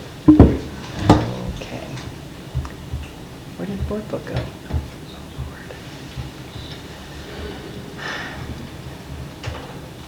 Yes, I believe we're on dates. Okay, I don't know where you're Are at, you but. looking for the calendar? No, I'm. Dates to remember, I'm yeah. looking for the agenda because board book went away, so, no. Agenda. Do you want me to read them off? That'd be great. Yeah, right. Thank you. So there's Long Range Planning Committee, March 26th. Policy Committee meeting, April 6th. Executive session, April 8th. Policy Committee meeting, April 13th. Which is now the workshop. Which will now be that new workshop. And the regular board meeting on April 15th. And in addition, that did not make the agenda before it was posted is the executive session on this coming Monday, the 23rd, with the IBB workshop directly afterwards. Okay, thank you. That was the one that we rescheduled the other. Correct. meeting. Correct. All right, any input for future agenda items? Not at this time. I don't have any. All right, then I would move to enter into executive session pursuant to Idaho Code 742061B. So moved. Second. Thank you. We need a roll call vote. Trustee Bain? Yes. Trustee Broadhead? Trustee Thompson? Yes. Trustee Grissom? Yes. All right, on that, we are in executive session. It is 9:01. We will take a 5-minute recess. Okay.